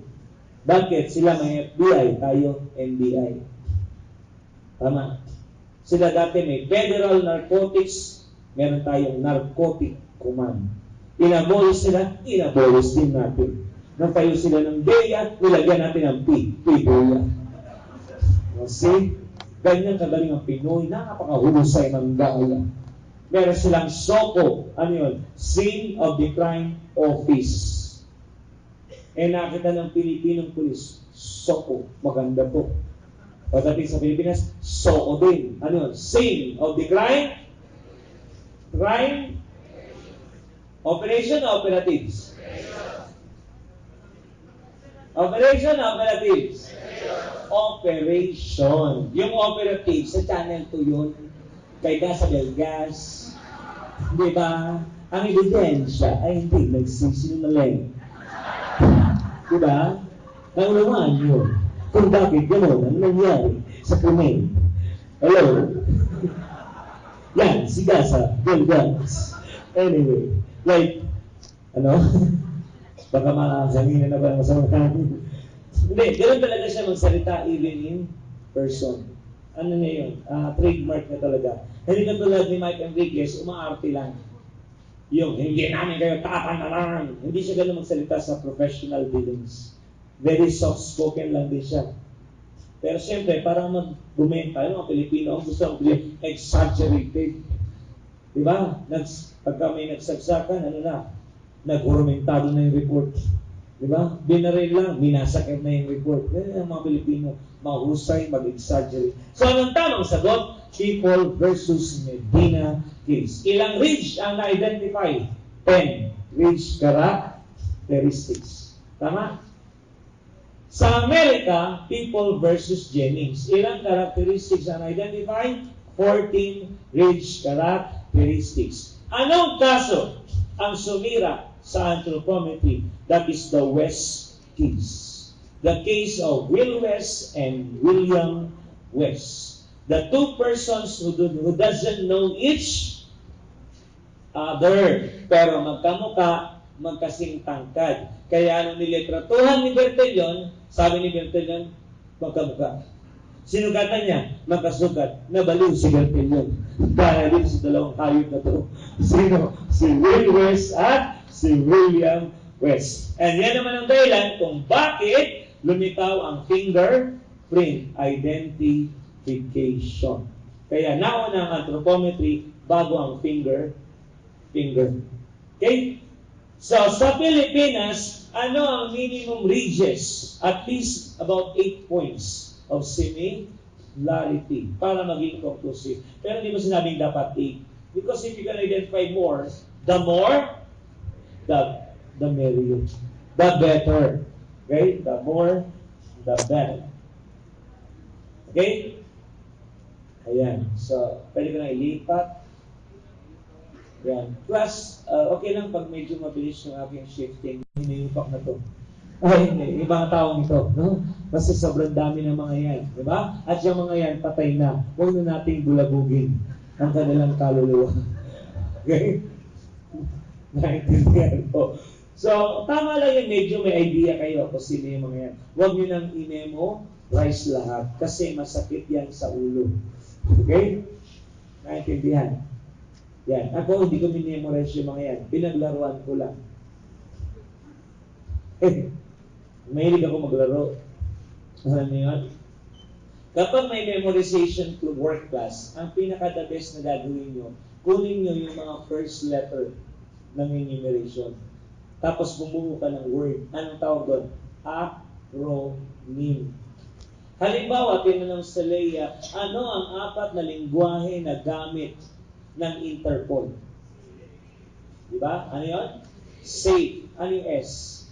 Spanish. Yung A, Arabic. Yung F, French. Yung E, English. Kung alam mo yung safe, hindi mo na kailangan tandaan yung Spanish, Arabic, French, English, Spanish, Arabic. Parang tanga ko, ulit ka. Diba? Nagets nyo? Yun. Pag sinabi kong habitual delinquency is a condition by which a person who commits crime, 3 or more times within 10 years from the last, release or fine from the last conviction of a crime of what? What crime? Slurf. Ano slurf? S-L-E-R-F-T. S-L, serious and less serious physical injury. E, estafa. R, robbery. F, falsification. T, theft. O dinamemorize mo yung 6 na crime na kasama sa habitual delinquency. Ano tatandaan mo? Slurf. S-L-E-R-F-T. Tama? S-L-E-R-F-T. Slurf. Tama? Tama po. Hello? Ayan. Ganyan yung pag-memorize pagka gusto nyo ng mabilisan. Okay? Eto, halimbawa, tinanong mo kayo, what are the 3 classification of death according to pathological classification? Anong acronym? SAC. Ano yung 3 kinds of death? SAC din. So, yun, SAC, patay. Tama? SAC. Ano yung SAC kinds? Somatic, apparent, cellular death. Yung pathological, syncope, asphyxia, coma, o di saksak. Tama? Yun yung mga techniques ng pag-aaral. Sino yung tinawag na US Public Enemy number 1? Who is known as the notorious robbery hold-up leader of his time, who attempted to destroy his fingerprint using a corrosive acid. Anong ginawa? Binuhusan niya ng asido ang kanyang mga daliri.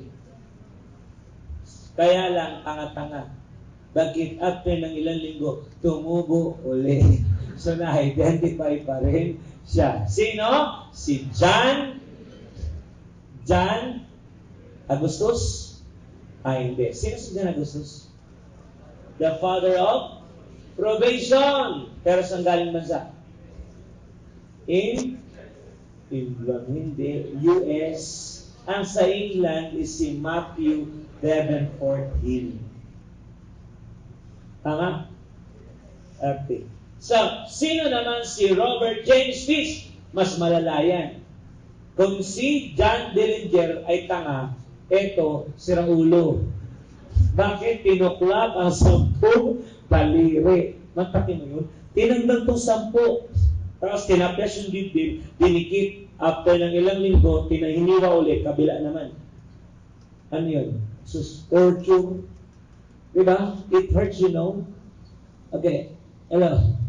Sino siya? The man without fingerprint. Anong other name? Roscoe Fish. So, sino sagot? Eh, di natira. Si John Dillinger. Letter B is the question copy. Sayang yung oras natin.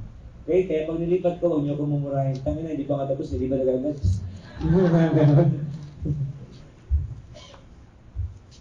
Okay, sino ang tinaguriang father of modern fingerprint? Sino? Sino? Bakit? Kasi siya lang yung walang explanation. Namansin nyo? Okay, sandali. Bakit masyado nakababa? Taas natin ang konti.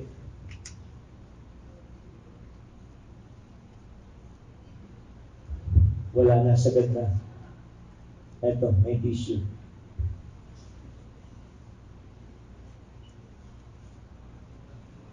Oh, bakit wala? May sakit yata ito.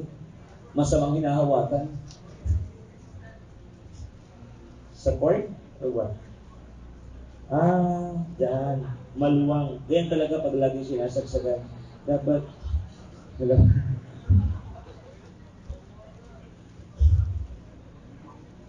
okay. Pasensya na. May technical problems. Okay. Next. So, sino? Si Sir Edward Richard Henry. Bakit hindi si Juan Bucetich? Si Juan Bucetich po ang nag-develop ng Bucetich system in the country of Argentina. At ito ay tinanggap ng mga Spanish-speaking country. Hindi rin pwede si William Herschel dahil si William Herschel naman po ang unang gumamit ng fingerprint for identification. And that took place in India. Okay? Naintindihan po. At lalong hindi naman po si Francis Galton. Dahil si Galton, yung unang nag-classify ng fingerprint at nagawa ng iba't ibang patterns, ngunit ito naman ay hindi niya naisiwalat ng gusto. Ang nagpakalat nito ay si Edward Richard Henry. So, ginawa niya, inadapt niya yung pattern ni Galton, tapos in-improve niya, then ikinalat niya sa iba't ibang English-speaking country. Ayan. Ayan na. Okay, salamat. Pasensya na. Maganda ka naman eh. Ayan. Oh, bakit kayo ganyan? Masama mo magsabi na maganda? Di ba?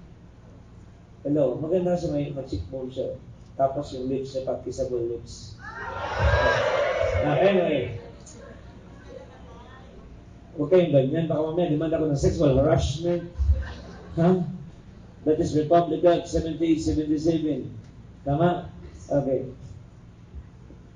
So, sino? Si Sir Edward Richard Henry. Saan unang ginamit ang Henry system? Sa Scotland Yard Police Department. In short, saan nagsimula ang modern system of classification? Sa England, hindi sa Amerika. Actually, class, karamihan sa mga forensics, hindi naman talaga sa Amerika nagmula, kung hindi sa England. Ang England na impluwensya ang Amerika na impluwensya ng England at ng France. Kaya somehow, mas naging maganda ang system ng Amerika kasi malaki siya at mayamang bansa. Naintindihan? That is the history of America. The Americans are not really white Americans. They came from the Red Indians. According to encyclopedia. Okay. Sir, good morning. Ask ko lang po sana, may fix po ba na bail sa bawat kaso? Hindi ako si judge, so tanungin mo. Okay, no? Kasi ang bail, depende yan sa kaso. At depende rin yan sa mga circumstances affecting the liability and the financial capacity of the accused person. Tama? Yes. At si judge na mong problema doon, hindi ako judge. Number 10. The person who discovered the two main layers. Sino ang tinaguriang grandfather of fingerprint? Si Marcelo Malpighi. Ano siya? Grandfather of fingerprint. Bakit grandfather? Because he discovered the two main layer of the friction steel. Ano yung pinaka-outer layer? Epidermis o dermis? Ganun kadali yung tanong. Tama, mali. Ang nasa isip mo, board exam to eh. Ang tanong nito, mahirap. Huwag ganun. Ang isipin niyo lang, I'm just taking an ordinary exam.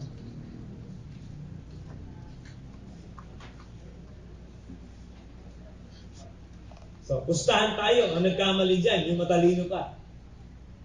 Bakit? Kasi, hello, sa sobrang talino natin minsan, nakakalimutan natin yung mga simpleng bagay.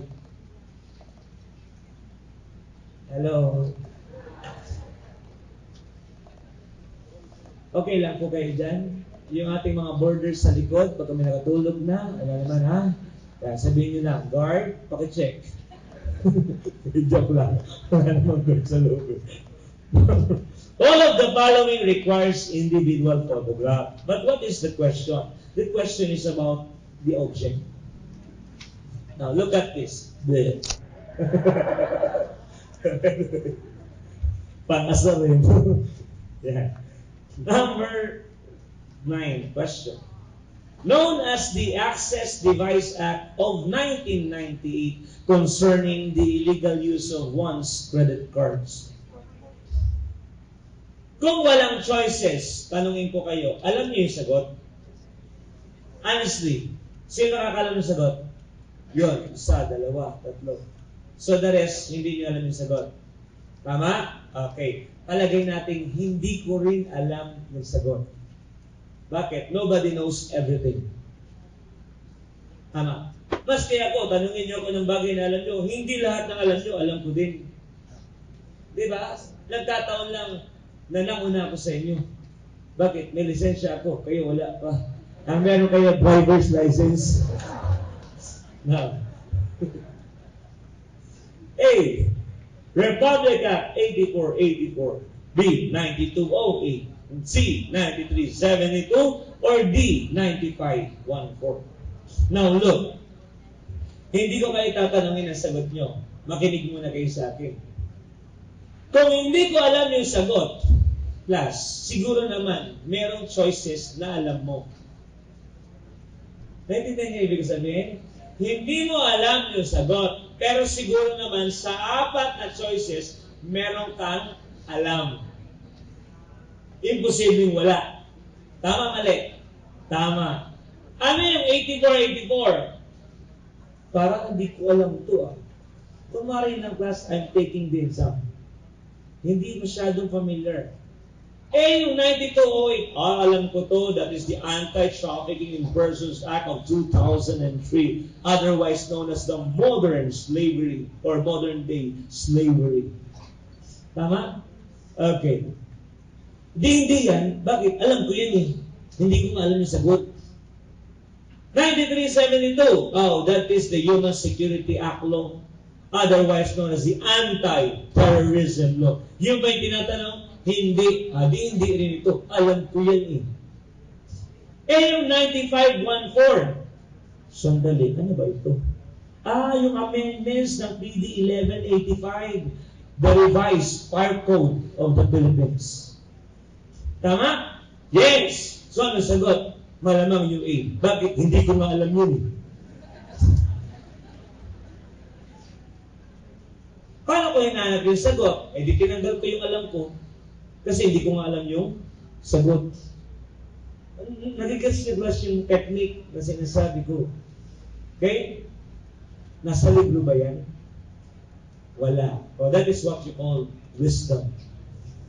Tama? Because what you learn from the book and what your teachers taught you is part of your what? Wisdom? No. Knowledge. But what you learn by what? Experience, where you don't have just sense. You have perception, and at the same time, awareness is what we call wisdom. That's the difference between knowledge and wisdom. Kaya may kasabihan, do not underestimate the wisdom of the elders. They may not know something that you know, but definitely they knew something that we do not know. Why? Because they had a lot of experiences. Okay? Kaya learn to respect the elders. Ballistics apply to the administration of what? Justice in cases where bullet, firearms, or other ballistic evidence are what? Of concern by the court. Hello? Are you learning, class? I hope so. Okay? Because I don't want to waste my time coming in.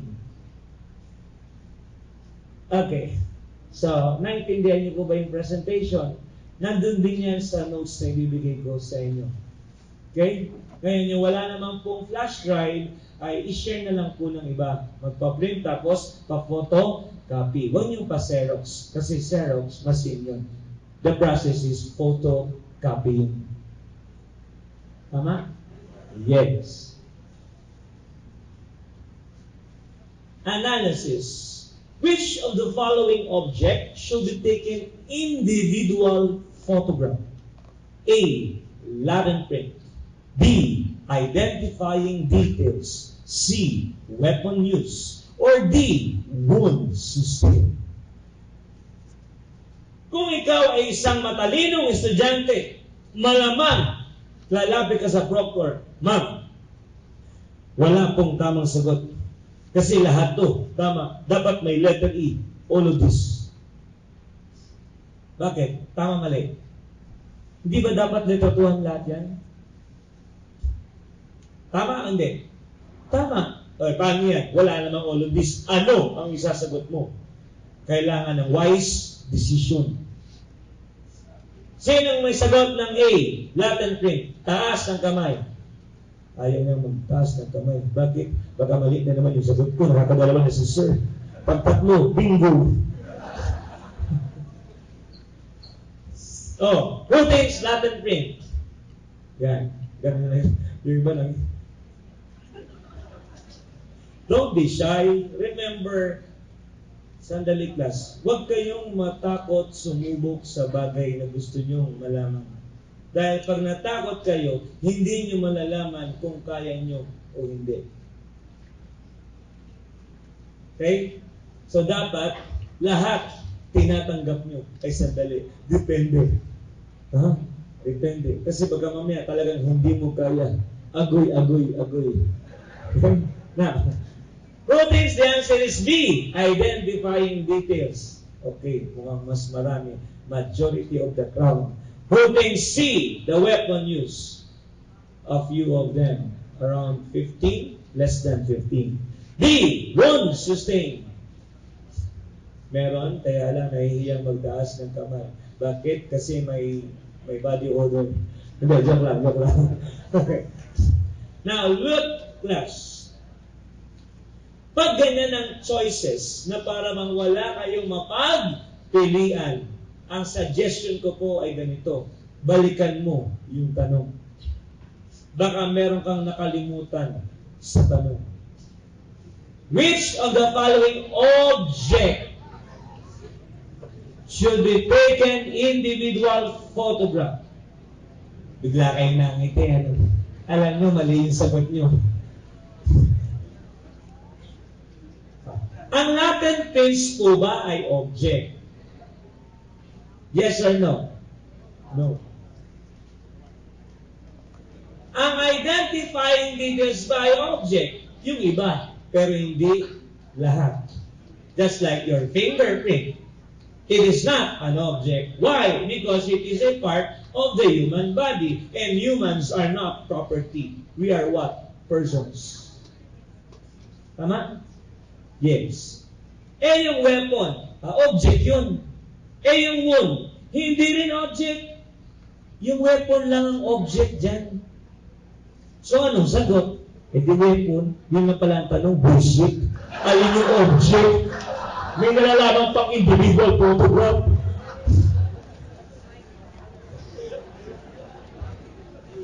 Manong tinanong ng examiner, alin dito ang object para tapos na? Diba? May nalalaman pang individual photograph. Bullshit. Okay.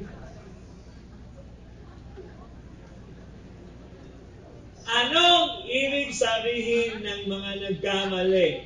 Dahil masyado niyong in-over-interpret yung tanong. Anong over? Kaya lang, class, kakaiba to eh. Another man. So si Pedro, lalaki. Then another man. So hindi ganito yun. Letter A, rape, pwede sana. Kaya lang meron pang ibang choices. Pwede ba ang rape? Yes. But wait, huwag kayong sasagot nang hindi nyo nababasa lahat ng choices. Dahil yon ang isa sa mortal sin, mistake ng mga nagtitake ng board. Yung naisip niya sagot, nakita niya kagad sa akala niya yun na yung sagot. Plus, hindi porke ang iniisip yung tama ay nasa choices, yun na ang tama. Okay? Yun ba ay marital rape? Sandali. Hindi mag-asawa si Pedro at ang isang lalaki. So walang marital rape. Meron bang marital rape sa Pilipinas? Meron wala? Meron wala? Meron! Anong batas? 8353. Hey! 8353, marital rape. Hindi, that is Republic Act 9262, the Anti-Violence Against Women and Their Children. Bakit? Pag sinabi ng asawa mo, ayoko, sorry ka dun. You have to do it on your own. Ano yan? I did it my way. Diba? Yan. Pagkalalaki. Eh, paano pag lalaki ang tumanggi? Yun, wala kang karapatang tumanggi. Pag kinalabit ka na sa mo, kasi naman, ayoko, siguro may ibang babae. Diba? Unfair. Bakit ang lagay kayo lang ang pwedeng tumanggi? Hindi niyo ba alam, mas mahirap ang ginagawa namin? Bakit mas mahirap? Sabi nila, pag ang babae, pag nabuntis ng anak, ayaw nang magbuntis dahil sinusumpa ang panganganak. Pero totoo naman daw eh. Kasi kung nanganganak, halos magdeliryo ang babae. Halos isang paa daw ay nasa hukay. Sabi ko naman, mahirap din maging lalaki. Dahil kada gawa ng bata, isang ulo nasa hukay. Mas delikado yun. Sa inyo, paalam kami, ulo. 92, 62. Now,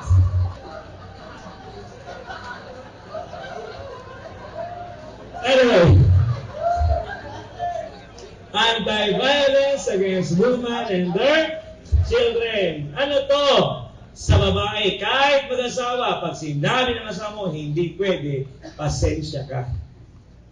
You get the point, class? Yan. Ito ang pinaka mabigat na batas ngayon na kalaban ng mga kalalakihan.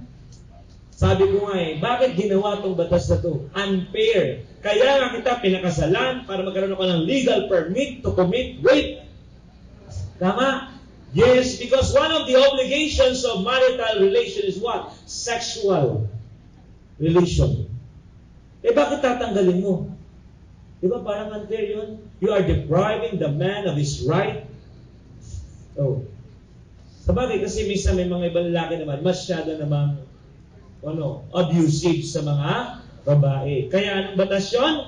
92-62. Ano yan? Pag magkagalit ang mag-asawa at magsyota, ito ang kaso. Bakit? Galit to, galit din to. Bakit? Kasi kung bati sila, 69. Magkatalikod, galit to, galit din to. Tama? Okay. Okay. So, naintindihan nyo? Magkatalikod eh.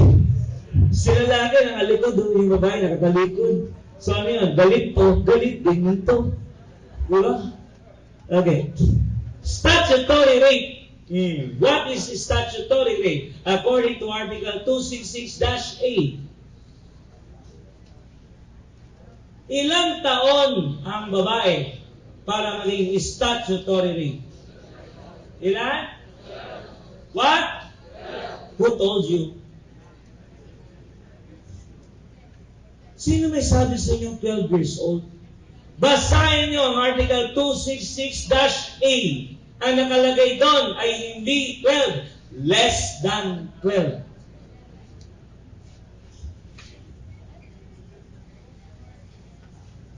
Tama, mali. Your parents as one of the commandments of God. Honor thy mother and thy father. Lahat ng kilala kong successful person, they knew how to respect their parents. Okay? Eto pa, class. Matutuwa kayo pag sinabi ko bakit yun ang sagot. Bakit? Anong year? 1998. Class, ang 9208 ay year 2003. Ibig sabihin, lahat ng batas na 9,200 ay 2003 na ipinasa. This is 1998 later. So, ibig sabihin, mababa sa 9,000 yung Republic Act na sagot. Tama, mali? Because our law are progressive. Nasa 10,000 na ang Republic Act. So, as the years move on, the Republic Act increases. Hindi pwedeng decreases. Gets nyo? Hello? There at the back. Are you okay there? Hello? Diba, busy sa likod, nakaliko. Di ko lang kung ginagawa. Okay lang kayo dyan? Go. Okay lang kayo? Sa likod. Ayan. Yung iba naman nakasmile. Yung iba masyadong serious. Ha? Okay. Let's move to another question. Okay, baba? Isa pa? Isa pa? Ayaw nyo na. Ayaw na. Class, by the way, mamaya, okay lang ba kung abutin tayo ng medyo gabi? Kasi tomorrow, my flight is 4 o'clock. Yun kasi nakuha nilang flight going back to Manila. So, ibig sabihin, maga akong di-dismiss tomorrow. So, yung oras ko dapat tomorrow, pwede ba kung mag-adjust tayo? Halimbawa, mag-dinner kayo, babalik kayo for our continuation. Kasi gusto ko, class, matapos ko lahat ng criminalistics from personal identification up to legal medicine. Konti lang yun. 6 subject lang yun. Good for 1 semester. Tama? So, pinag-aralan nyo ng 5 buwan, dito 2 araw lang. Okay? Hi. Kasi po, kaya medyo tumatagal pag nag-lecture ako, pati yung ibang subject nyo, masasagasaan ko na.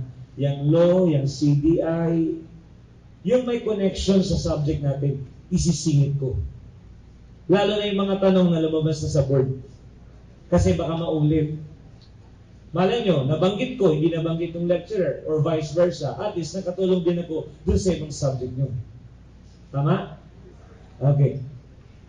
Pedro Penduko committed rape by inserting his penis. You know, the penis. Hello? Sino hindi naman penis? Sasampalin ko.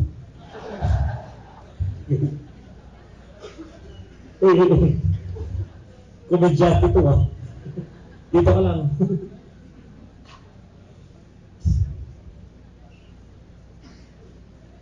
Okay. Yan. Yung penis, alam na alam yan, yan ang nag-iisang mahiwagang pen. Bakit? Kaya nga, pen is. Kasi kung dalawa yan, pens are. Tama? Yes, subject, verb, agreement. Hala? Bakit? Sino dito dalawa ang penis? Wala. Dahil kung meron, gifted child. Diba? Sino mo kung dalawa yan? Diba? Oh, double shot.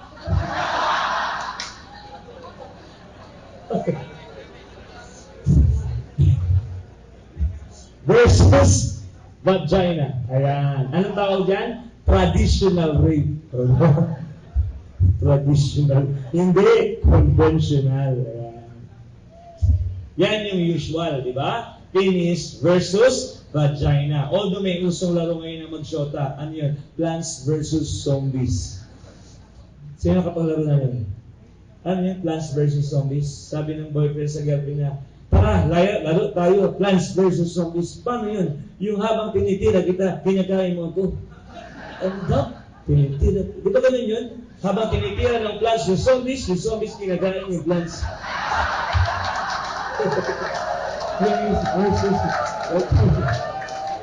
Dapat mauna yung girl o kaya sabay kayo. At kung talagang gusto mong masiguradong lalaki yan, may tamang posisyon.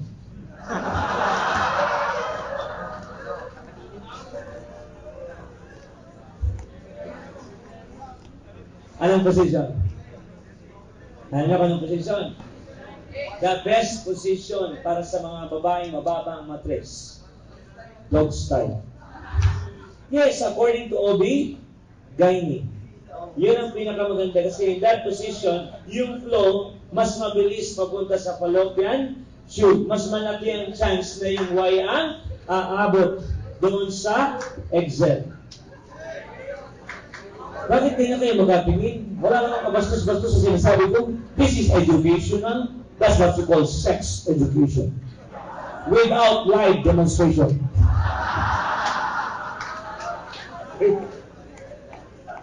Okay. Okay, sa tingin ko mukhang kalabisan na, no? Tapusin natin itong dalawa, then let's have a lunch break. Tama ba? Lunch na tayo after this two. Kailan? Kasi iba tahimik na. Alam ko ang ibig sabihin yan. Hindi nyo man sabihin, nagdarama ko rin.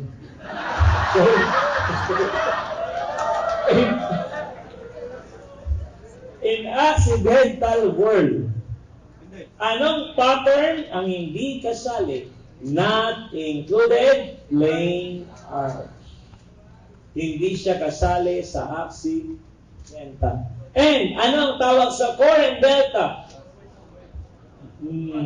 Focal point. Kung wala yon, fingerprint terminus. Kasi yung core, inner terminus. Yung delta, outer terminus. So anong tawag sa kanilang dalawa? Focal points. Anong other name? Fingerprint terminus. Hindi terminus. Ano sa terminus? Kaya lang video nyo, di ba? 349 yun sa video, okay?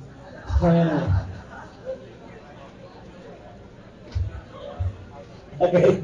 Kasi pag 70-10, just one sure, no? Okay. Depende sa karaoke. Pag apat na number, pag tatlong number, 5, ibang number nila. Depende sa model. So, class, sige, let's have a lunch break. It's 12:10 in my watch. So, you come back at 1:10. Okay ba? Para may 1 hour kayong lunch break. So, thank you, class, for listening to our first part of our program. And see you after the lunch break.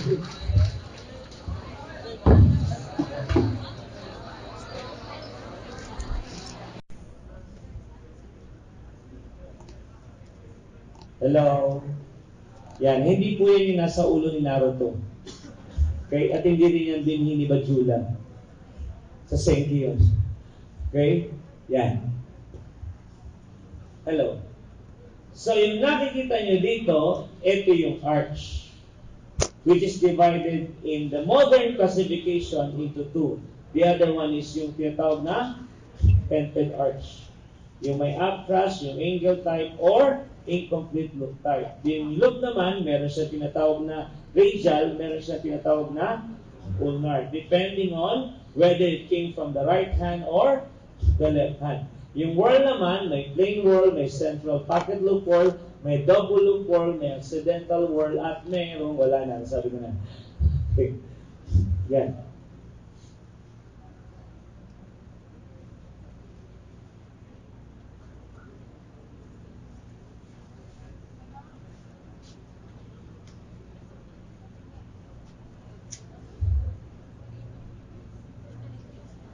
Hello?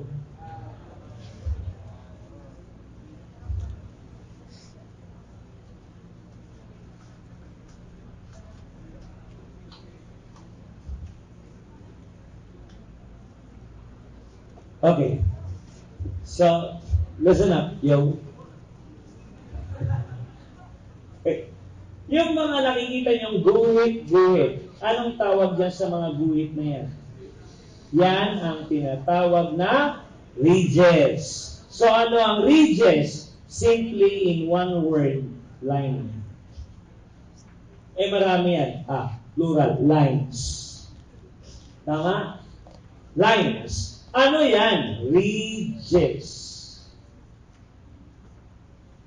Ano itong space? Okay, anong word? Space. Yan yung furrows. Yan sa fingerprint. Paano sa balat? Sa balat, ganito. May nakaumbok, may nakalubog. Yung nakaumbok, the heel light. Ayaw ng heel light. Elevated. Anong tawag dyan? Ridges. Yung lubog. Ano yun? Depress. Kung ayaw mo ng depress, canal light.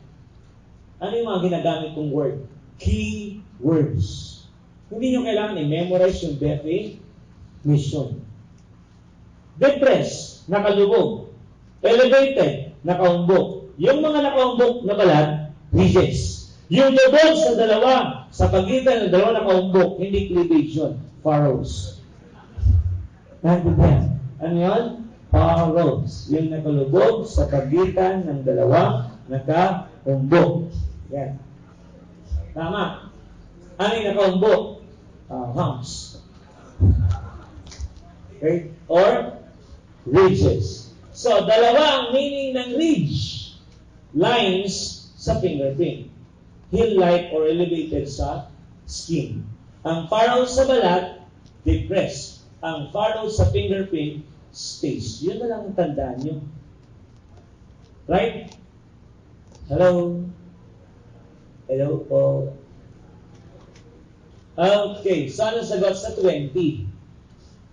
Ridges. Ano sagot sa 21? Furrows. Okay? Ito yung definition. Nandiyan na rin di ba? Kaya kung kukunin niyo yung copy nito, di wala na kayong susulat. Pero kung trip niyo magsulat, kanya-kanyang trip yan. Walang pakialamanan ng trip. Tama? Yes.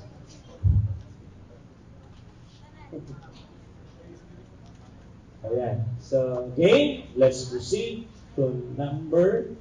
Anong tawag sa kanila? The components of the friction skin. Ridge surface, divided into ridge and furrows, sweat pores, sweat duct, and sweat glands. Ano yung nagpo-produce ng sweat? Glands. Ano yung daluyan ng sweat? Duct. Ano yung labasan ng sweat? Pores. At ano yung ibabaw? Ridge surface. Tama? So may taga-produce, may daluyan, may labasan, at merong tuluan. Parang may kahawig. May core, may delta, walang ridge cap. Incomplete loop. Anong tawag sa tatlong yan? They are all tented arch. So kung ang itatanong ko ay tented arch, ano ang aabangan yung word? Sufficient rise.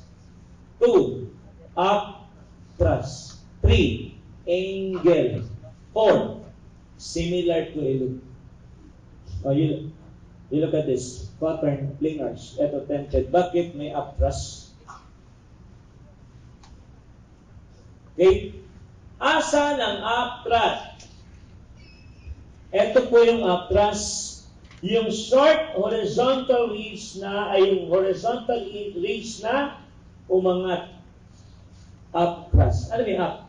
Umangat. Thrust means umunat. So umangat, tapos umunat. Upthrust. Diba? Pag nag-up na, lagyan mo na ng thrust. Upthrust. Tama. Kasi hindi mo pwedeng ilagay yung thrust na nakababa. Dapat it should goes up before you put the thrust. Up, thrust. Right? Yes. Pag nalagay mo na yung thrust, ready to fight. Tama? Up, thrust. Eh yung angle, about 90 degree or more. Incomplete. Walang ridge come. So, ano ang characteristics ng arch in general? There is no ridge come. Ano ang characteristics ng loop? May core, may delta, at yung isa sa pinaka-importante, there is at least one ridge come. At ano naman ang word? May dalawa o higit na delta. 2 or more deltas. And at least ilang circuiting? 1 circuiting ridge. Yan ang kanilang general characteristics. So, tanong sa board, ilan ang family ng fingerprint? How many families? 3. Ano yung tatlong family? Ayan, oh. Okay. Mas madali, remember the word law. Law. Ano yung L? Loop. Arch. Word. In short, law. The law of fingerprint pattern. Loop. Arch. Word. Anong pinakamarami? Loop. Anong pinaka-konti? Arch. Anong medyo? Word. In terms of statistical population or probability. Okay? So, medyo mahirap ang fingerprint. Lalo na sa classification. Pero mas mahirap ang photography. Kung ako examiner, ay nako, isusumpa nyo ang criminalistics. Dahil alam ko kung anong weakness ng estudyante. Alam ko kung ano yung tanong na sigurado ko maraming magagamali. Because for my 17 years of teaching, Luzon hanggang Mindanao, alam ko kung anong weakness ng mga estudyante ng criminology. Ano yun? Computation.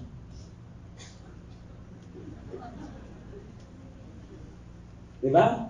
Tanungin mo na, what will be the amount of light that will be absorbed by combining F4 with a shutter speed of 1:1?